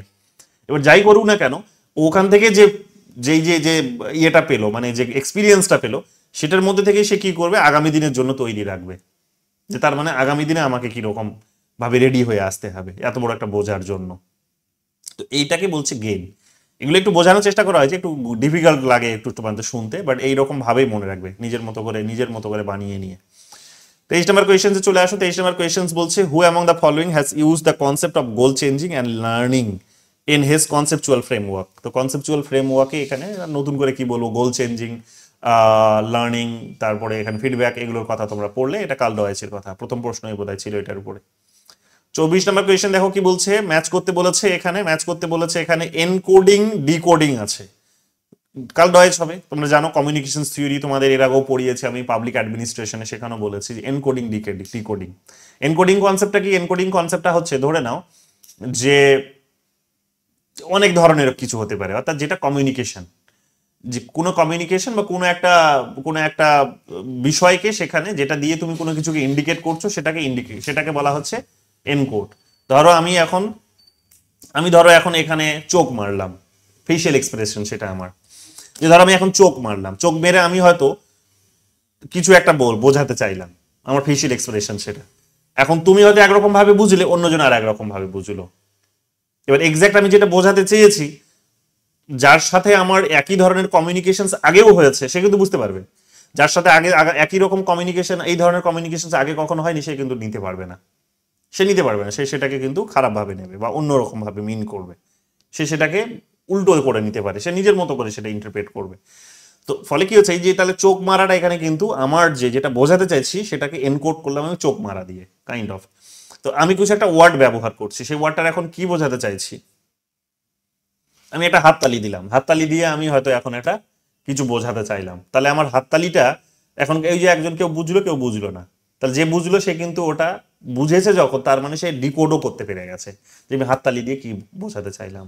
তাহলে এনকোড করলাম আমি হাততালি দিয়ে, যখন সে সেটা হাততালিটা দেখার পর হয়তো মুচকি হেসে দিল বা রেগে গেল, তার মানে সে কিন্তু ডিকোড করে ফেলেছে, সে ডিকোড করে ফেলেছে। তো ওই একই রকমের গল্প যে আমি চোখ মারলাম, কেউ হয়তো সেখানে বুঝতে পেরেছে, কেউ বুঝতে পারেনি। যে বুঝতে পেরেছে সে হয়তো সে কি করলো, সে হয়তো মুচকি হেসে দিল, তার মানে যে মুচকি হেসে দিল সে কিন্তু বুঝে গেছে যে আমি যেটা বোঝাতে চেয়েছি, সে হয়তো আদপে যদি আমি ওটাই বোঝাতে চাই, তাহলে ওর হাসি দেখে আমি বুঝতে পারবো যে ও কিন্তু বুঝতে পেরেছে। তার মানে ওর হাসিটা আমাকে বলে দিল যে আমি চোখ মেরে যেটা এনকোড করলাম বা ওকে বোঝাতে চাইলাম, ও সেটা বুঝে গেছে। তো আমার চোখ মারাটা এনকোড, যেটা আমি বোঝাতে চাইলাম চোখ মেরে, সেটা হয়তো সে কি করলো, যে সেটা হেসে যে উত্তরটা দিল, তাতে সে বুঝে গেলাম যে আমার চোখ মারাটা সম্পর্কে সে কিন্তু সিগন্যাল পেয়ে গেছে যে আমি কি বোঝাতে চাইছি, হ্যাঁ কি বোঝাতে চাইছি। তো এটাকেই বলা হচ্ছে এনকোড ডিকোড, যে আমি একটা কিছু বার্তা পাঠাচ্ছি, ধরে নাও এক প্রকার ওই আর কি, যে আমি খাম বন্ধ একটা খামে কিছু একটা কাগজ ঢুকিয়ে দিয়েছি, আমি কাগজের ভেতরে কতগুলো লেখা আছে, লেখা নাও থাকতে পারে, সেটার মধ্যে টাকা থাকতে পারে। তুমি যখন হাতে পেলে, তখন হাতে পেয়ে তখন তুমি আমাকে ফোন করলে যে আমি পেয়ে গেছি, হাতে পেয়ে গেছি। এবার তুমি পেয়ে গেছো যখন তুমি বললে, তার মানে নিশ্চয়ই তুমি খুলে দেখেছো, খুলে দেখার পর তুমি জানতে পেরেছো কি আছে, নাহলে আমি কি পাঠিয়েছি তুমি বুঝলে কি করে, তাই না? আমি তো তোমাকে বলিনি আমি পাঠিয়ে দিই কি পাঠিয়েছি, কিন্তু তুমি জানো যে আমি তোমাকে কি পাঠাতেই পারি, আর তুমিও জানো যে তুমি কি পেতে পারো। তো এটার মধ্যে যখন ব্যাপারটা খোলার পর যখন তুমি প্রমাণ হয়ে গেল এক প্রকার, তখন কিন্তু আমি যেটা তোমাকে বোঝাতে চাইলাম বা আমি যেটা তোমাকে পাঠিয়েছি তুমি সেটা পেয়ে গেছো, তো কোডও হয়ে গেল, ডিকোডও হয়ে গেল। কোডটা আমি করলাম, ও যখন সেটা খুলে দেখলো যে সেম জিনিস সেখানে আছে, তার মানে ডিকোড হয়ে গেল। তো বিষয়টা হচ্ছে এটাই, যে এটা ট্রান্সমিশন বলা হয় এটাকে, কমিউনিকেশনের এই এনকোড ডিকোডিং এর কনসেপ্টটা এটাই। যেমন আমরা এটা ব্যবহার হয় বর্তমান দিনে মেশিনে, মোবাইলে আমরা কি করি, মোবাইলে আমরা এখানে জাস্ট কতগুলো নাম্বার টিপছি, মেশিন কিন্তু কোনো এই যে আমরা এবিসিডি লিখছি না, মেশিন এবিসিডি বোঝে না। মেশিন আমাদের হাতে যে যা কিছু দেখছো, যে আমি কথা বলছি তোমরা শুনতে পাচ্ছ, সব আমার কথাগুলো কিন্তু 1 আর 0 দিয়ে কাউন্ট হচ্ছে। আমি যে কথাগুলো বলছি, কথাগুলো কিন্তু কম্পিউটার ক্যাচ করতে পারছে না, কম্পিউটার ক্যাচ করছে, মানে কথাগুলোই ক্যাচ করছে, কিন্তু এগুলোকে কোড করে রেখেছে সে 1 আর 0 দিয়ে, 1 আর 0 দিয়ে সে কোড করে রেখেছে সেগুলোকে। ওই 1 আর 0টাই সে কিন্তু ক্যালকুলেশন করে ওখানে কিন্তু ওকে গিয়ে ওখানে সংখ্যাটাকে ওর কাছে ডিকোড করে দেখাচ্ছে যে আমি কি বলেছি। কম্পিউটার কিন্তু এই এই এটাকে বলা হয় যে আমি যেটা বললাম সেটা 1 আর 0 দিয়ে সে কোড করেছে, ওখানে গিয়ে আবার সেটাকে ডিকোড করে দেখিয়েছে, অর্থাৎ আমি যেটা বলেছি সেটাই দেখিয়েছে। তো এটাই যে আমি যেখানে টিপছি কতগুলো লেখা, সেই লেখাটাকে এখানে আমি কিন্তু এবিসিডি টিপছি, কিন্তু কম্পিউটার কিন্তু এবিসিডি বোঝে না, কম্পিউটার 0 আর 1ই বোঝে। তাহলে 0 1ই সে সেখানে কিন্তু ও নিজের মতো করে, এ বলতে তখন হয়তো একটা সংখ্যা এখানে দাঁড় করিয়ে রেখেছে, বি বলতে সেরকম, তো ওর মতো করে সে এনকোড করে নিয়েছে, করে নিয়ে আবার ওর মতো করে সে ডিকোড করে দিয়েছে সেখানে গিয়ে। তো আমি যেটা দেখাতে চাইছি সেটাই সেখানে গিয়ে দেখিয়েছে। বুঝতে পেরেছো? এটাকে হচ্ছে যে একটা ট্রান্সমিশন, অর্থাৎ ইনফরমেশন ট্রান্সমিশনের এটা একটা প্রসেস, এনকোডিং ডিকোডিং। এগুলো সম্পর্কে তোমাদের ইউনিট 9 পড়াতে গিয়ে পাবলিক অ্যাডমিনিস্ট্রেশনে বলেছি, আবারও এগুলো আলোচনা হবে যখন মডেলগুলো পড়াবো, তখন যেগুলো ফার্স্ট পেপারে যেগুলো আছে তোমাদের। 25 নম্বর কোয়েশ্চেন্সে চলে আসো। 25 নম্বর কোয়েশ্চেন্স কি বলছে, কার্ল ডয়েচ। তো কার্ল ডয়েচের সাথে এখানে দেখো কোনটা হবে, receptors or reception, sorry centres, receptor আর রিসেপশন সেন্টার্স, রিসেপ্টর আর রিসেপশন সেন্টার্স এটা হবে। তো বাকিগুলো এখানে আর বলছি না, রিক্স তোমরা জানো, রিক্স তো এখানে দেখে নিও, এগুলো আমি বেশি বেশি সময় নষ্ট করছি না, কারণ এগুলো পড়ানো হয়েছে তোমাদের, ঠিক আছে। বাকি চলে আসো এখানে, তারপরে 26 নম্বর কোয়েশ্চেন্সে। 26 নম্বর কোয়েশ্চেন্স কি বলছে এখানে দেখো, মর্টন কাপলাল, কার্ল ডয়েচ, এখানে হচ্ছে রিচার্ড সেন্ডার, তারপরে হচ্ছে H.W. BRAC and Burton spine বলছে, আর বলছে হান্স মর্গেনথাউ। তো কার্ল ডয়েচ দেখো এখানে কি আছে, কার্ল ডয়েচের সাথে কমিউনিকেশন থিওরি স্ট্রেট ফরওয়ার্ড মিলে গেল, তাই তো স্ট্রেট ফরওয়ার্ড মিলে গেল। হান্স মর্গেনথাউয়ে আমরা এটা বোধহয় চর্চা করেছিলাম রিয়েলিজম পড়তে গিয়ে, তো রিয়েলিস্ট থিওরি এটা হবে। তো এগুলো বাকিগুলো আমি যখন আবার আলোচনায় আসবে তখন এগুলো বলবো, আপাতত এখানে দেখে নাও। সো এখানে গেল সিস্টেম থিওরি পড়তে গিয়ে এটা আমরা পেয়েছি, তো দেখে নিও এগুলো। ডিসিশন মেকিং থিওরিও এগুলো আসবে আবার যখন ইন্টারন্যাশনাল রিলেশনস, তখন বলবো। তারপরে এখানে চলে আসো 27 নম্বর কোয়েশ্চেন। 27 নম্বর কোয়েশ্চেন কি বলছে, ম্যাচ করতে বলেছে, প্যারেটো, ডয়েচ, ওয়েবার, আফটার। তো এটাও আমরা পড়েছি পলিটিক্যাল ডেভেলপমেন্ট পড়তে গিয়ে, আমাদের এটা এসেছে, বিউরোক্রেসিতেও আমাদের এটা এসেছে। সো বিউরোক্রেসিতে এখন ম্যাক্স ওয়েবার যাবে। বাকি এখানে কার্ল ডয়েচ দেখো, কার্ল ডয়েচ এখানে কি আছে, পলিটিক্যাল কমিউনিকেশন। তো স্ট্রেট ফরওয়ার্ড কোয়েশ্চেন, কোথায় জিজ্ঞেস করেছে, নেটে জিজ্ঞেস করেছে 2010 সালে, দেখেছে তো খুব স্ট্রেট ফরওয়ার্ড জিজ্ঞেস করছে, কঠিন কিছু না। কেরলে এসেছে দেখো 2020 সালের ফেব্রুয়ারিতে, এখানে কি বলেছে, কার্লডয়েচের সাথে কি যাবে, political communication, straight forward. Black box তো তোমরা জানোই, এটা হচ্ছে David Easton. Politics of modernisation তোমরা জানো, ডেভিড আফটার। আর হচ্ছে আয়রন ল অফ অলিগার্কি, এটা তো তোমরা জানো, দুদিন আগেই পড়ালাম, সেটা হচ্ছে আমাদের এখানে রবার্ট মিশেলস। দেখে নিও এগুলো। এরপরে চলে আসো 29 নম্বর কোয়েশ্চেন। 29 নম্বর কোয়েশ্চেন কি বলছে, এখানে বলছে কমিউনিকেশন থিওরি। তো কমিউনিকেশন থিওরির সাথে কার্লডয়েচ যাবে, ডিতে 4 হবে। দেখো ডিতে 4 আছে। বাকি সিস্টেম থিওরিও পড়তে গিয়ে আমরা মর্টন কাপলারের নাম পেয়েছিলাম, যদিও ইন্টারন্যাশনাল রিলেশনসের কথা বলছে এটা। সো ইন্টারন্যাশনাল রিলেশনসে তোমাদের সিস্টেম থিওরি পড়ায়নি এখনো, পড়াবো যখন তখন বলে দেবো, যদিও কম্পারেটিভ পলিটিক্সেও সেটা রয়েছে, বাট আমি ইন্টারন্যাশনাল রিলেশনসেই পড়াতে গিয়ে এটা আবার বলবো। থিওরির পার্টটা আমাদের আইআরে বাকি আছে, একটাই থিওরি শুধু পড়িয়েছিলাম, বাকিগুলো পড়ানো হয়নি। ডিসিশন মেকিং থিওরিতে তোমরা জানো, ঠিক আছে, আর কি এগুলো দেখে নিও। এরপরে চলে আসো 30 নম্বর কোয়েশ্চেন চলে আসো, which one of the following has tried to give an essential engineering orientations to human behavior? এই ইঞ্জিনিয়ারিং বলেছে, ইঞ্জিনিয়ারিং এর সাথে আমরা কি জানি, মেশিনারি সিস্টেমকে জড়িত আমরা জানি। তো ইঞ্জিনিয়ারিং যে হিউম্যান বিহেভিয়ারটাকে ইঞ্জিনিয়ারিং প্রসেসে তিনি দেখেছেন, নিউট্রালিটিতে এখানে তিনি কিন্তু অ্যাপ্লাই করার চেষ্টা করেছেন। সেখানে হিউম্যান ভ্যালু সিস্টেমসগুলোকে ভ্যালুস দেননি। তো ভ্যালু যেটা থাকে আমাদের পলিটিক্স সোশ্যাল সায়েন্সে, সেটাকে তিনি গুরুত্বই দেননি, মেশিনারি ওয়েতে ফাংশনস করিয়েছেন। এটা যদিও তার বিরুদ্ধে একটা অভিযোগ, একটা বড় সমালোচনা, যাই হোক, এটা আমরা জানি যে কমিউনিকেশন থিওরি এটা করার চেষ্টা করেছে কার্লডয়েচ। 31 নম্বর কোয়েশ্চেন দেখো, 31 নম্বর কোয়েশ্চেন কি বলেছে, ম্যাচ করতে বলেছে এখানে। তাহলে কমিউনিকেশন থিওরি কার্লডয়েচ হয়ে যাবে, ভালো করে দেখে নাও, কার্লডয়েচ কমিউনিকেশন থিওরি, আর নতুন করে কিছু বলার নয়, D4 এ চলে আসবে, ছেড়ে দাও। 32 নম্বর কোয়েশ্চেন দেখো, নেটে জিজ্ঞেস করেছে 2011 সালে, পেপার 2-তে এসেছে। এখানে কি আছে, কমিউনিকেশন থিওরি কার্লডয়েচ, স্ট্রেট ফরওয়ার্ড জিজ্ঞেস করেছে, বারবার ভালো করে দেখে যাবে, এগুলোই ঘুরিয়ে ফিরিয়ে জিজ্ঞেস করবে। 2012 সালে নেটে এসেছে, দেখো কোনটা ভুল বলেছে, মিসম্যাচ করছে কোনটা। তো ওয়ালারস্টাইন তোমরা জানো, এটা এমনিতে যারা এমনি জেনারেলি জানো সেটা, যে ওয়ার্ল্ড সিস্টেম থিওরি ওয়ালারস্টাইন দিয়েছেন, ওয়ার্ল্ড সিস্টেম থিওরি। তো সিস্টেম থিওরি পড়াতে গিয়ে তোমাদের এটা আসবে, ঠিক আছে, তো তখন পড়াবো এটা। থেডাইস্কোপল নিউ ইনস্টিটিউশনালিজম, এটা এখনো পড়াইনি তোমাদের, এই আইডিয়াটা পড়াবো, কম্পারেটিভ পলিটিক্সেই আছে এটা, কিছুদিন বাদেই পড়াবো। তো নিউ ইনস্টিটিউশনালিজমের আইডিয়াটা এখানে পাবে তোমরা। কার্লডয়েচের নাম পাবে তোমরা কমিউনিকেশন থিওরিতে, কিন্তু লুসিয়ান পাই আমরা মডার্নাইজেশন থিওরি না, লুসিয়ান পাইয়ের নাম আমরা পলিটিক্যাল বোধহয় ডেভেলপমেন্টে পেলাম, তাই তো। চলে আসো 34 নম্বর কোয়েশ্চেন। 34 নম্বর কোয়েশ্চেন দেখো, 34 নম্বর কোয়েশ্চেন কি বলছে, ম্যাচ করতে বলেছে কার্লডয়েচ। তো কার্লডয়েচের সাথে কোনটা যাবে, রিসেপ্টর বলতে যারা হচ্ছে ইনফরমেশন সার্কুলেশনের কাজ করছে, তাদের রিসেপ্টর বলছে যে ইনফরমেশনটা গ্রহণও করছে আর তারপর সেটা সার্কুলেট করছে, অথবা সরকারের কাছে পৌঁছে দিচ্ছে, পলিটিক্যাল কমিউনিকেশনে হেল্প করছে বা পলিটিক্যাল কমিউনিকেশন করাচ্ছে। তো আমরা জানি বিভিন্ন ব্যক্তি, বিভিন্ন এনজিও, এগুলোর কথা বলা হয়েছে, বিভিন্ন এজেন্সি এরা রিসেপ্টর হিসেবে কাজ করে সেখানে। তো কার্লডয়েচ এখানে 4 নাম্বার হয়ে যাবে, এতে 4, বাকি মিলিয়ে নিও, ঠিক আছে, বাকিগুলো সব বলা হয়েছে। 35 নম্বর দেখো, 35 নম্বর কোয়েশ্চেন, সেকেন্ড লাস্ট কোয়েশ্চেন দেখো, কার্লডয়েচের সাথে কোনটা, এখানে কি বলছে যে কোনটা মিসম্যাচ।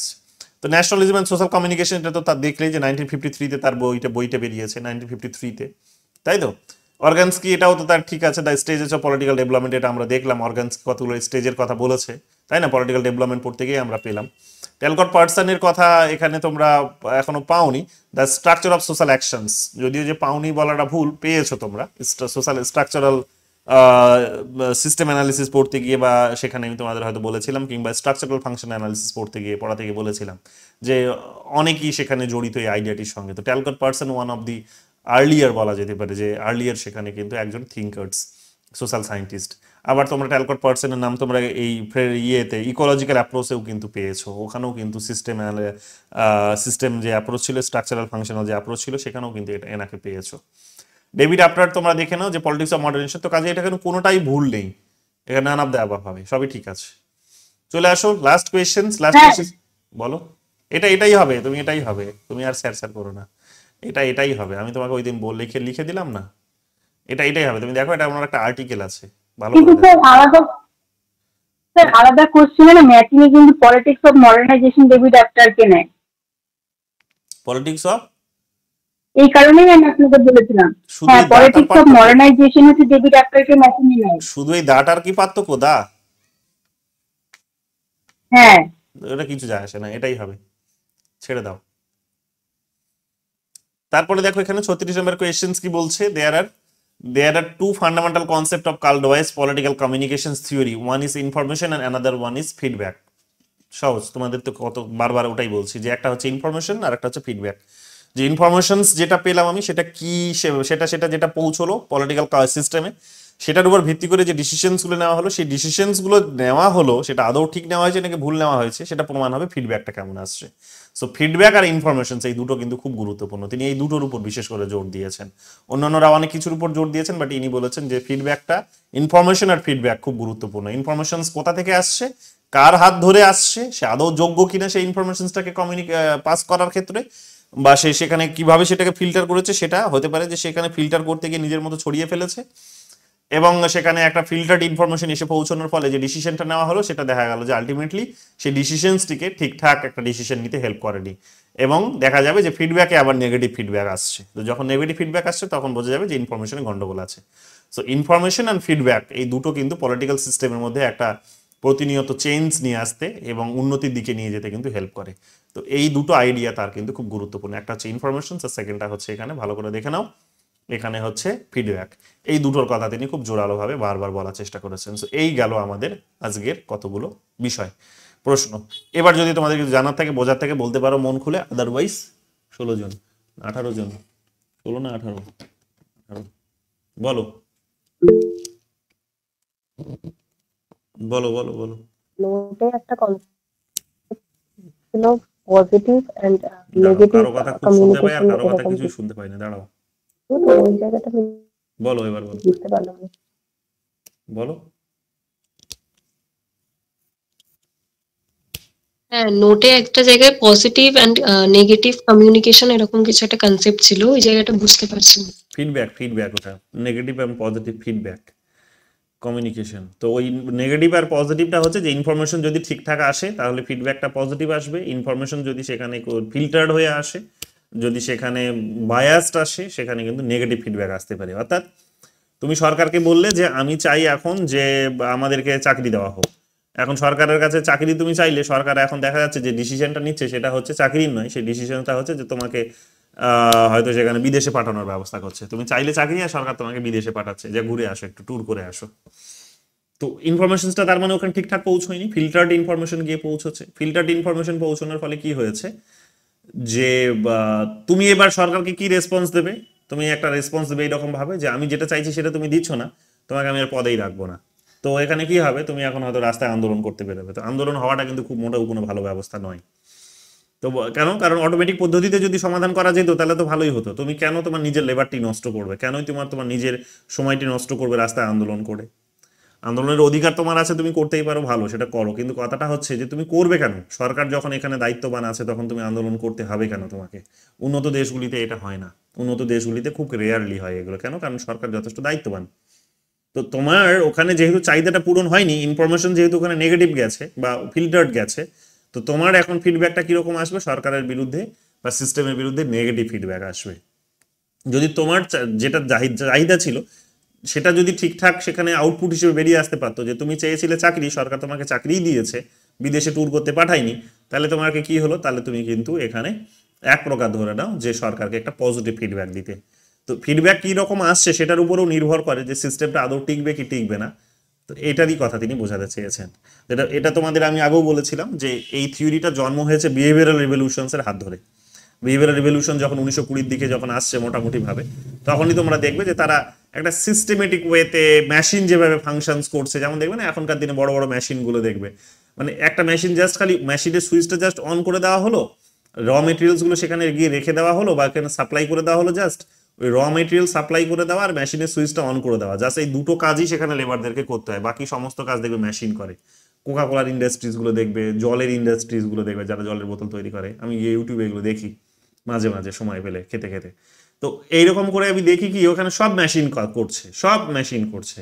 যেমন আমি এই চিপসগুলো যেগুলো তৈরি হয়, ডিসকভারিতে একদিন দেখছিলাম যে চিপসের বড় বড় ইন্ডাস্ট্রিজ আছে, সেখানে বড় বড় ইন্ডাস্ট্রিজগুলো কি করছে, বড় বড় সেখানে ল্যান্ড নিয়ে নিয়েছে, সেই বড় বড় ল্যান্ডে সেখানে বড় বড় হারভেস্টার্স বসিয়ে দিয়েছে। সেখানে কি করছে, আলুটাকে রোপণও করলো মেশিন দিয়ে, আলুটাকে চাষও করলো সেখানে মেশিন দিয়ে, জল টল দেওয়া থেকে শুরু করে সমস্ত কিছু, আলুটাকে তুললো মেশিন দিয়ে, এবং এত বড় একটা এরিয়া, মানে হাজার হাজার একরের জমি সেখানে চাষ করতে, আলুটাকে চাষ বা রোপণ করতে এবং তুলতে জাস্ট কতগুলো, মানে 2-3টে লোকই এনাফ, এবং তারাও 1-2 দিনের মধ্যে সেটা সম্পূর্ণ করে ফেলছে।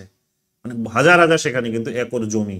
তো কিরকম একজন সেখানে হয়তো সেখানে ওই ইয়েটা চালাচ্ছে, হারভেস্টারটা চালাচ্ছে, সে কি করছে, সে আলুগুলো তুলছে, সে আলুগুলো সে কি করছে ওখানে এই মেশিনের মধ্যেই পরিষ্কার করে, সে আরেকটা এখানে লরি আসছে, সে লরিতে সেটা দিয়ে দিল, লরিওয়ালা ওখানে নিয়ে ওটাকে চলে গেল, আর একটা লরিওয়ালা এসে ওখানে লেগে গেল, ওই লরিওয়ালা গিয়ে কি করলো, একেবারে কোম্পানির ভিতরে ঢুকে গেল, ইন্ডাস্ট্রির ভিতরে ঢুকে গেল, ইন্ডাস্ট্রিতে গিয়ে সে সেখানে কি করলো, একটা জলের একটা বড় সেখানে ট্যাঙ্ক আছে, সেই ট্যাঙ্কের মধ্যে আলুগুলোকে ফেলে দিল, আলুগুলো ওখান থেকে মেশিন, ওখানেও আবার মেশিন রান করছে, আলু ওখান থেকে চলে গেল মেশিনের মধ্য দিয়ে একেবারে উঠে সিঁড়ি বেয়ে, সেখানে যেমন আমরা এসকেলেটার যেমন যাই সেই রকম এসকেলেটারে করে আলু উঠে চলে গেল উপর দিকে, ওখানে আবার আলুগুলোকে জল মারা হচ্ছে, যেতে যেতে তাকে আবার দেখবে ওর গায়ে জল উপর থেকে স্প্রে করছে, তার গায়ে একটুও কিন্তু জল লেগে থাকছে না। তারপরে সেটাকে কি করা হলো, তারপরে সেটা নিয়ে গিয়ে ভেতরে ফেলা হলো আর একটা জায়গায়, সেখানে সেটাকে কি করা হলো, আলুটার ইয়েটাকে ছাড়ানো হলো, আলুটার খোসাটাকে খোসা ছাড়ানো হলো, তারপর আলুটা অটোমেটিক পদ্ধতিতে সেখানে কিন্তু বয়েল হতে চলে গেল, ওখান থেকে বয়েল বা পিস পিস হয়ে আসলো, ওটাকে স্লাইস করা হলো, স্লাইস করে হয়ে গেল, বয়েল করলো, তারপরে সেটাকে আবার একটু গরম করলো, ওটাকে শুকিয়ে তারপর সেটা মেশিনে নিয়ে গিয়ে সেখানে ভেজে তারপরে আবার সেটাকে প্যাকেট করলো, সবই মেশিনের মাধ্যমে হচ্ছে। তো অটোমেটিক সিস্টেমে এইরকম যদি সরকারও যদি রান করে, তারা ভেবেছিল যে তাহলে কি হবে, বায়াসনেস কম আসবে, নিউট্রালিটি ভালো হবে, বায়াসনেস কম আসবে, এবং সোসাইটি অটোমেটিক পদ্ধতিতে ফাংশনস করবে। তো সোসাইটি যাতে এইরকম সিস্টেমে ফাংশনস করতে পারে সেই কারণে এই মডেলটিকে তিনি নিয়ে এসেছিলেন। যাই হোক, ছোট্ট প্রশ্ন করেছিল, অনেকগুলো উত্তর দিলাম, বলো কি বলতে চাইছো আবার।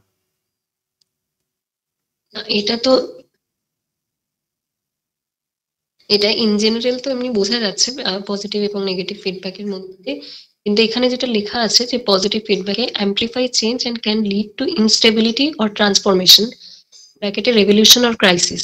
তো যদি পজিটিভ ফিডব্যাকই যায় কোনো পলিসি সম্পর্কে, তাহলে এই কথাগুলো আসছে কেন যে ইনস্টেবিলিটি আর রেভলিউশন? না, ওখানে অর দিয়ে বলেছে, তুমি বুঝতে পারোনি, ভালো করে পড়ো, ধীরে ধীরে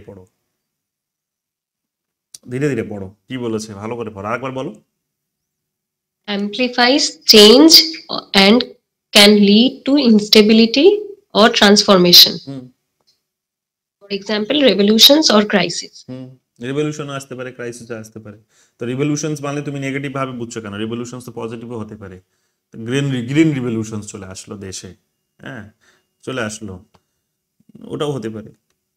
ওটা পজিটিভ নেগেটিভ দুটোই হতে পারে। একটা যখন সিদ্ধান্ত নেওয়া হয় সেই সিদ্ধান্তের দুটো আউটকাম হতে পারে, একটা ভালো হতে পারে, একটা খারাপ হতে পারে। এখন কি সিদ্ধান্ত নেওয়া হচ্ছে এবং মানুষের আদৌ সেটা প্রয়োজন আছে কি নেই সেটার উপর নির্ভর করবে, সেটা আদৌ ভালো হবে নাকি খারাপ হবে। বুঝতে পেরেছো তো? হ্যাঁ, যদি পজিটিভ ফিডব্যাক যায় তাহলে তো পজিটিভই হবে, মানে না, নেগেটিভটা কেন এখানে আলোচনা? Not necessary. তুমি এখনো ডেমোক্রেটিক থিওরিটা বুঝতে পারোনি। ডেমোক্রেসি তোমাকে আমি বলেছিলাম, ডেমোক্রেসির অস্ত্রটা হচ্ছে ছুরির মতো, একটা ছুরির মতো নাইফ। কি সেটা? তার দুদিকেই ধার। একটা দিয়ে তুমি সেটাকে উন্নতিও করতে, মানে মানুষকে বাঁচাতেও পারবে। ওরা যেমন অপারেশন থিয়েটারে সেটাকে ছুরিটাকে দিয়ে সে সুতো টুতো কাটার কাজে লাগে, সেখানে দেখবে চামড়া কাটার কাজে লাগে মানুষের শরীরে, সেগুলো কাজে লাগে। আবার দেখবো ওই ছুরিটা দিয়েই হয়তো যে চামড়াটা থেকে তুমি বাঁধার চেষ্টা করছো সেটাকে, বা স্কিনটাকে যেটা বাঁধার চেষ্টা করছো ছুরিটা দিয়ে, সেই ছুরিটাকেই প্রয়োগ করে দেখা গেল যে হয়তো অপারেশন থিয়েটারের বাইরে তাকে হয়তো কোনো একজন গুন্ডা হয়তো সেখানে তার পেটে ঢুকিয়ে দিয়েছিল। তো ডেমোক্রেসির অস্ত্রটাও হচ্ছে সেই রকম। যদি অত্যধিক বেশি উন্নতি হয়ে যায় সিস্টেমটা ভেঙে পড়বে। তোমার মনে হয় কি জুডিশিয়ারিকে যে এতটা টাইট করে রেখেছে, পুলিশকে এতটা টাইট করে রেখেছে, তোমার মনে হয় যে মিছিমিছি এগুলো টাইট করে রেখেছে? পুলিশ প্রশাসনকে টাইট করে রাখার কারণটাই হচ্ছে যে অত্যধিক বেশি বড় ডেমোক্রেটিক রিভলিউশনস আসলে দেশটা টুকরো টুকরো হয়ে যাবে, যুগোস্লাভিয়া হয়ে যাবে। বুঝতে পেরেছো তো? এটাই চ্যালেঞ্জিং সব থেকে কাজ, যে তুমি কতটা উন্নতি মানুষের করবে এবং আদৌ সেই উন্নতিটা ব্যালেন্সড উন্নতি কিনা, সেটাই চ্যালেঞ্জিং এর কাজ। এতটা সহজ নয় রাষ্ট্র চালানোর কাজটা, এত সবটা পৃথিবীতে সব থেকে কঠিন কাজ হচ্ছে সেখানে কিন্তু পলিটিক্যাল সিস্টেমের কন্ট্রোল নিজের হাতে রাখা। তুমি মানুষকে উন্নতি দিয়ে দেবে, উন্নতি দিয়ে দিয়ে তুমি ভাবছো যে হ্যাঁ, তো এখন মানুষ কি চাইছে? চাকরি চাইছে। মানুষ কি চাইছে? এখন শিক্ষা চাইছে। মানুষ কি চাইছে? তাদের হিউম্যান রাইটস ডেভেলপমেন্ট চাইছে। হ্যাঁ, ডেভেলপমেন্ট চাইছে। তো ডেভেলপমেন্টগুলো এখন তুমি সরকার যদি সব দিতে শুরু করে তাহলে কি হবে? যেমন সোভিয়েত ইউনিয়নে হয়েছিল, মনে করে দেখো, যে প্যারেস্ত্রোইকা, গ্লাসnost, বড় বড় সব কনসেপ্ট নিয়ে আসলো সোভিয়েত ইউনিয়ন। সেখানে সে এতদিন ছিল সোশ্যালিস্ট, রাতারাতি সে এখন কি হচ্ছে 1985-এ গিয়ে সে প্যারেস্ত্রোইকা গ্লাসনস্তের মতো সিস্টেম নিয়ে আসে, যেগুলো সিস্টেমটিকে ওপেন করে দিচ্ছে, মিডিয়াকে ওপেন করে দিচ্ছে, যে মিডিয়া এখন কথা বলার স্বাধীনতা আছে, মিডিয়া সরকারের সমালোচনা করতে পারে, পলিটিক্যাল সিস্টেমে কারা পাওয়ারে বসবে তার ট্রান্সপারেন্সি থাকবে, সমস্ত কিছু বড় বড় রিভলিউশন নিয়ে আসলো, যেগুলো লিবারেল কান্ট্রিজগুলিতে অ্যাপ্লিকেবল যেগুলো। তো মানুষও দেখলো হঠাৎ করে আমি এত বড় একটা অস্ত্র পেয়ে গেছি, সে কি করলো, ওগুলোকে ব্যবহার করে সরকারকেই সেখানে উৎখাত করে দিল। তারা বললো কি যে থাকবোই না এই দেশের মধ্যে আর। ওই 2-4 বছরের মধ্যে যে রিভলিউশনসটা এসেছে, দেখলে যে 85 সালে রিভলিউশনস গুলো আসছে, আর গিয়ে দেখো 89 সালের নয় 91 এর মধ্যে গিয়ে পুরো দেশটা 15টা ভাগে ভাগ হয়ে গেল। কেন? তার কারণ এই গণতান্ত্রিক এই অস্ত্রগুলো যারা এর স্বাদ পেয়েছে, হঠাৎ করে যদি তুমি এখন রাস্তাটা মানে তুমি মানুষকে মানে মানে একটা ঘরে ঢোকার তার অধিকার আছে, তুমি বলে তুমি এখন রাস্তাটাই যদি খুলে দাও, পুরোটাই যদি খুলে দাও, তো হুড়মুড় করে ঢুকে কি করবে, তোমার বাড়িটাকে ভেঙে ফেলবে সে। ব্যবস্থাটা হয়ে গেছে ওই রকম, যে একটা একটা গোষ্ঠী যে কিনা এতদিন ধরে সোশ্যালিস্ট সিস্টেমের মধ্যে অভ্যস্ত হয়েছিল, বা হয়তো কিছু পরিবর্তন সে চাইছে, কিন্তু পলিটিক্যাল সিস্টেম সেটাকে এত বড়ভাবে উন্মুক্ত করে দিয়েছে যে সবাই হুড়মুড় করে ঢুকে কি করেছে, যে দেশটাকেই ভেঙে ফেলেছে। বুঝতে পেরেছো? মানে নৌকায় পারাপার করার অধিকার সকলেরই আছে। এখন নৌকাতে পারাপার করতে গিয়ে দেখা গেল যে যার ক্যাপাসিটি হচ্ছে 50 জন, আমি সেখানে ঢুকিয়ে দিয়েছি 500 জন, নৌকাটা কি আর চলতে পারবে? তপাস করে সবাই দেখবে ওখানে পড়ে যাবে, তাই না? নদীতে পড়ে যাবে। তো গণতন্ত্রের নৌকাটা ঠিক ওই রকমই, যে উন্নতি মানে তো এটা নয় যে সবসময় সেটা মানে তুমি মানে চেঞ্জ আসা বা ফিডব্যাক আসা সেটা নিরিখে তুমি সিদ্ধান্ত নেওয়া, মানে এটা নয় যে সবসময় তোমার সেটা উন্নতির দিকে নিয়ে যাবে। সেটা সবসময় কিন্তু সিস্টেমটাকে ব্রেকও করে দিতে পারে। তো এই কারণে কিন্তু ওরা চেকস অ্যান্ড ব্যালেন্সটা রাখে সবসময়, যে ধীরে ধীরে ধীরে ধীরে ধীরে ধীরে মানুষকে পলিটিক্যাল সিস্টেমের পার্ট করে, রাতারাতি করে না কিন্তু। বুঝতে পেরেছো? এটাই হচ্ছে ডেমোক্রেসি। মানে এটা লং টার্মে আমরা বলতে পারি, মানে ইমিডিয়েট বেসিসে যে কোনো ফিডব্যাকের, মানে আমি ধরো পজিটিভ ফিডব্যাক বলছি, সেটা হয়তো এই মুহূর্তের জন্য পজিটিভ, সেটা ডিপেন্ড লং করছে টার্মে না, এবার পজিটিভ এর দিকে যাবে না নেগেটিভ। এইসব মডার্ন কথা আমরা বলতেই পারবো না, এইসব মডার্ন কথা, এইসব আমরা মানে সিদ্ধান্তমূলক কথা বলতেই পারবো না। এটা ডিপেন্ড করছে এক একটা সিচুয়েশনের উপরে, এক একটা এনভায়রনমেন্টের উপরে, যে তার কতটা নেওয়ার ক্ষমতা আছে, সে কতটা যোগ্য হয়েছে সেটা নেওয়ার মতো। তার যদি যোগ্যতা সেটাই না বলছি থাকে, যে সেটা লং টার্মে গিয়ে বোঝা যাবে, ইমিডিয়েট বেসিসে তো বোঝা যাবে না। লং টার্মে কোথায় বোঝা যাবে? রাশিয়াতে খুললো 85 সালে, 89 91 সালে গিয়ে ভেঙে যাচ্ছে 5 বছরের মাথায়। তো খুব বেশি লং টার্ম? ওটা খুব বেশি লং টার্ম নয়, ঠিক আছে? ওটা তোমাকে ধীরে ধীরে খুলতে হবে সিস্টেম। চায়না যেটা করেছে, ধীরে ধীরে ধীরে ধীরে সিস্টেমটা ওপেন করেছে, রাতারাতি করেনি। তারা লিবারেল সিস্টেমের দিকে এসেছে, কিন্তু ধীরে ধীরে ধীরে ধীরে এসেছে। এবং মানুষ কেন লিবারালিজমের দিকে যাবে? তার কারণ সে নিজের দেশের সেই সিস্টেমগুলো তোমার নেই, তাই মানুষ এখন অন্য দেশে যেতে চাইছে। লিবারালিজম মানে তো সেটাই, যে যে প্রোডাক্টগুলো তোমার দেশে প্রডিউস হচ্ছে না সেগুলো অন্য দেশ প্রডিউস করছে, তাহলে ওগুলো ওখান থেকে নিয়ে আসো। আর আমার দেশে যেগুলো বিক্রি করার সর্বোচ্চ সীমায় পৌঁছে গেছে, এখন সেগুলোকে যদি আরো লাভ করতে হয় সেগুলোকে বিক্রি করে, তাহলে ওগুলোকে বিদেশে পাঠাতে হবে। লিবারালিজম তো এটাই, আলটিমেটলি গ্লোবালাইজেশনের গল্পটা তো এটাই। এখন চায়না কি করলো? চায়না বলছে যে আমরা খুলবো, আমরা লিবারালিজমে পৌঁছবো, আমরা সোশ্যালিজমে চলছিলাম এতদিন, আমরা এবার লিবারালিজমে ঢুকবো। না ঢোকা নয়, আমরা ঢুকবো, কিন্তু কি করব? ধীরে ধীরে ঢুকবো। আমরা তো ধীরে ধীরে ঢুকলো, কিন্তু সে কি করেছে? ধীরে ধীরে ঢুকেছে, প্লাস হচ্ছে কিন্তু ব্যালেন্সটাও রেখেছে। দেখো, যে বলছে কি আমরা কেন যাবো আমেরিকার কাছে, আমেরিকার সাথে বন্ধুত্ব করতে? না, আমেরিকার গুগল আমাদের দরকার। গুগল দরকার, চলো আমি তৈরি করে দেবো গুগল। ওরা নিজেদের মতো তৈরি করে নিয়েছে। হোয়াটসঅ্যাপ দরকার, আমরা তৈরি করে নেবো।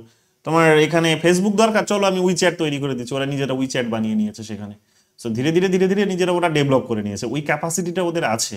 রাতারাতি হুড়মুড়িয়ে যদি খুলতো, তাহলে যেমন দেখবো হংকংয়ে যে একটা বড় মুভমেন্ট হয়ে গেল, ওই রকম একটা বড় মুভমেন্ট হয়ে যাবে, দেশটা ভেঙে যাবে রাতারাতি। কিন্তু ওরা চালাক আছে, ধীরে ধীরে ধীরে ধীরে ধীরে ধীরে খুলেছে। অর্থাৎ হিউম্যান রাইটসকে সবসময় তারা যে ভ্যালুস দিলেই যে সিস্টেমটা যে সবসময় উন্নতি হবে তা কিন্তু নয়। হিউম্যান রাইটসকে ভ্যালুস দিতে গেলে সিস্টেমটা আরো খারাপও হতে পারে। বড় উদাহরণ হচ্ছে জার্মানি, যেটা হেগেল যে সময় কথাগুলো বলে এসেছিল, মনে করে দেখো। হেগেল পড়াতে গিয়ে বলেছিলাম যে হেগেল জার্মানির ইউনিফিকেশনসের জন্য কিন্তু তিনি বলেছিলেন যে একটা স্ট্রং গভর্নমেন্টের প্রয়োজন আছে। কেন? কারণ অত্যধিক বেশি সেখানে উন্নতির কথা বলতে গিয়ে সেখানে সিস্টেমটাই ভেঙে গেছে, পুরো দেশটা টুকরো টুকরো হয়ে গেছে, তাই না? 600টা 500টা দেশে বিভক্ত হয়ে গেছিল, সেখান থেকে তারা ইউনিফাই করেছে সেটাকে। ওইটা কিন্তু হতে পারে। এটা হচ্ছে ডেমোক্রেসির খেলা, এটা হচ্ছে পলিটিক্যাল সিস্টেমের খেলা। এই খেলাটা এতটা সহজ নয়, খুব জটিল খেলা। এবং যারা খেলে এই খেলাটা, তুমি অতটা সাধারণ বা অত ভেবো না যে তার কাছে ওই গ্র্যাজুয়েশনের সার্টিফিকেট নেই, মাস্টার্সের সার্টিফিকেট নেই মানে সে গাধা। না, সামান্য একটা ডিগ্রি ওর কাছে, সামান্য ডিগ্রি। ওটা কথা মানুষকে চড়াতে পারছে, ওটাই সব থেকে বড় শিক্ষা তার কাছে। বুঝতে পেরেছো তো? বুঝতে পেরেছি? এমনি বুঝতে পারলাম, কিন্তু এখানে লেখার সাথে এই ব্যাপারগুলো আমি ঠিক ধরতে পারছি না, একটু ভাবতে হবে। এই যেটা বললাম ওটাই মাথায় রাখো, বাকিটা ভুলে যাও। বাকিটা ভুলে যাও, পরীক্ষা যেভাবে আসবে সেভাবে করে দিয়ে আসবে, যেটা বললাম এটার বেসিসে করে দিয়ে আসবে, তুমি বুঝতে হবে না অত বেশি, বেশি বুঝলে তুমি প্রফেসর হয়ে যাবে, তখন আমার কাছে আর পড়বে না। প্রফেসর হওয়ার জন্যই তো পড়ছি। আমি আগে প্রফেসর হই, তারপর তার আগে হয়ে গেলে তুমি আমার কাছে আর পড়বে না। মজা করছি, তুমি আমার কেউ সিরিয়াসলি নিও না। তখন আপনি পড়বেন স্যার। হ্যাঁ, তখন আমাকেই পড়তে হবে, আমি কিন্তু ফিস দিতে পারবো না তখন, আমি গরিব মানুষ। তো এই আর কি। তো বলো, আর কিছু বলার আছে, বোঝার আছে? আর কিছু বলার বোঝার আছে, জিজ্ঞেস করার কিছু নেই তো? চলো তাহলে আজকে এতটুকুই থাক। নেক্সট ক্লাসে আমরা এটা পড়বো হচ্ছে, দেখি আমরা যদি পলিটিক্যাল আইদার ইকোনমি নইলে হচ্ছে ইনস্টিটিউশনালিজম, নিউ ইনস্টিটিউশনালিজম, এটা আমরা দেখে নিতে পারি, যে কোনো দুটোর মধ্যে একটা কিছু পড়ে নেবো, ঠিক আছে? তো যাই হোক, স্কোরটি তোমাদের দেখছিলাম, ভালো স্কোর হয়েছে, চিন্তার কোনো বিষয় নেই, খুবই ভালো স্কোর হয়েছে প্রত্যেকেরই। যারা নতুন জয়েন করেছো তারাও, তাদের পুরনো আছে তাদেরও ভালো হয়েছে। শুধু এটাই চালিয়ে যাও, বেসিক যেগুলো জিজ্ঞেস করছে সেগুলো ধরে থাকো, তাহলেই হবে। বেসিকগুলোই ভালো করে ফোকাস করো, তাহলেই হবে। বাকিটা সময়ের উপর ছেড়ে দাও, বাকিটা সময়ের উপর ছেড়ে দাও, দেখো সময়ের মধ্যেই হয়ে যাবে। আর রিভিশনটা কিন্তু শুরু করো, মানে 15 তারিখে যদি তোমাদের পরীক্ষা হয় সেটের, তাহলে তোমাদের 1 তারিখ থেকে কিন্তু, মানে 1 তারিখের অনেক আগে থেকেই তোমাদের করা উচিত, মানে আজকে 25-24 তো, মানে আগামীকাল পরশুর মধ্যে তোমাদের রিভিশন শুরু করা উচিত, আর টাইম নেই। মানে যত বেশি রিভিশন দিতে পারবে, এবং পিওয়াইকিউ গুলো যদি টপিক ওয়াইজ পারো, যদি সেখানে ইউনিট ওয়াইজ পারো, জাস্ট চোখ বুলিয়ে দেখে নাও ফটাফট, মানে কোয়েশ্চেন্স দেখো আর শুধু আনসার করো, কোয়েশ্চেন দেখো আর আনসার করো বা টিক করো, ওই করতে করতে এগিয়ে যাও, এইভাবে কিন্তু করতে হবে, ঠিক আছে? দেখো তাহলেই কিন্তু সব কমন পেয়ে যাবে। এবং আমি যেভাবে পড়াচ্ছি, যারা শুরু থেকেই পড়ছো, আশা করি বুঝতেই পারছো যে 90%-এর উপরেই কোয়েশ্চেন্স কমন পাবে, সেটা নিয়ে কোনো চিন্তারই কোনো বিষয় নেই। কাজে শুধু যদি খালি ধরে রেখে নিজেকে ধরে রাখতে পারো, তাহলে আর কোনো চিন্তাই করতে হবে না, বাকি রেজাল্ট দেখা যাবে, ঠিক আছে? চলো আজকে এতটুকুই থাক, গুড নাইট। স্যার, বলো বলো বলো স্যার, বলো, গুড নাইট বলে দিয়েছি কিন্তু আমি, বলো স্যার বললাম, বলো। স্যার বললাম যে হচ্ছে নেট থেকে যেগুলো আপনি ইউনিট ওয়াইজ কোশ্চেন দিচ্ছেন, হ্যাঁ, সেগুলো তো ঠিক আছে, মানে সব পিওয়াইকিউ গুলো আছে, কিন্তু যেগুলো নেটের স্পেসিফাই করতে যাচ্ছে সেগুলোতে 10টা করে আসছে প্রতিটা ইউনিটে, মানে সেটাতে একটু মানে প্রবলেম হচ্ছে, অনেকগুলো করে আসলে একটু ভালো হতো। ভালো হতো, ঠিক আছে, তাহলে আমি, তাহলে কি 50টা করে দেবো? হ্যাঁ, মানে 10টা করে একটু কম হয়ে যাচ্ছে না? তাহলে 50টা করে দেবো এখন আপাতত পরীক্ষার জন্য, পরে আবার নয় 10টা করে দেবো, ঠিক আছে? হ্যাঁ স্যার, 50টা ঠিক আছে তবু। ঠিক আছে, তাহলে 50টা করে হ্যাঁ, দিচ্ছি, হ্যাঁ। আর আমি তোমাদের বলে দেবো এক্সাক্ট ফিগারটা, তাহলে তুমি বুঝে যাবে যে কতবার পরীক্ষা দিতে হবে, কটা পরীক্ষা আছে, কটা কোয়েশ্চেন্স আছে বলে দেবো, তাহলে সেই হিসেবে তুমি বুঝে যাবে যে কতবার, ক্যালকুলেশন করে নেবে যে এতবার পরীক্ষা দিলে আমার পুরো ইউনিটটা কভার হয়ে যাবে, ঠিক আছে? ঠিক আছে। ওকে, ওকে। কালকে এটা আমি যদি করে দিই তো ঠিক আছে আজকে, আর নইলে কালকে একবার অফিসের নাম্বারে ফোন করে এটা মনে করিয়ে দিয়ে ওকে করে দেবে বললেই, ঠিক আছে? চলো, গুড নাইট। আচ্ছা, গুড নাইট স্যার।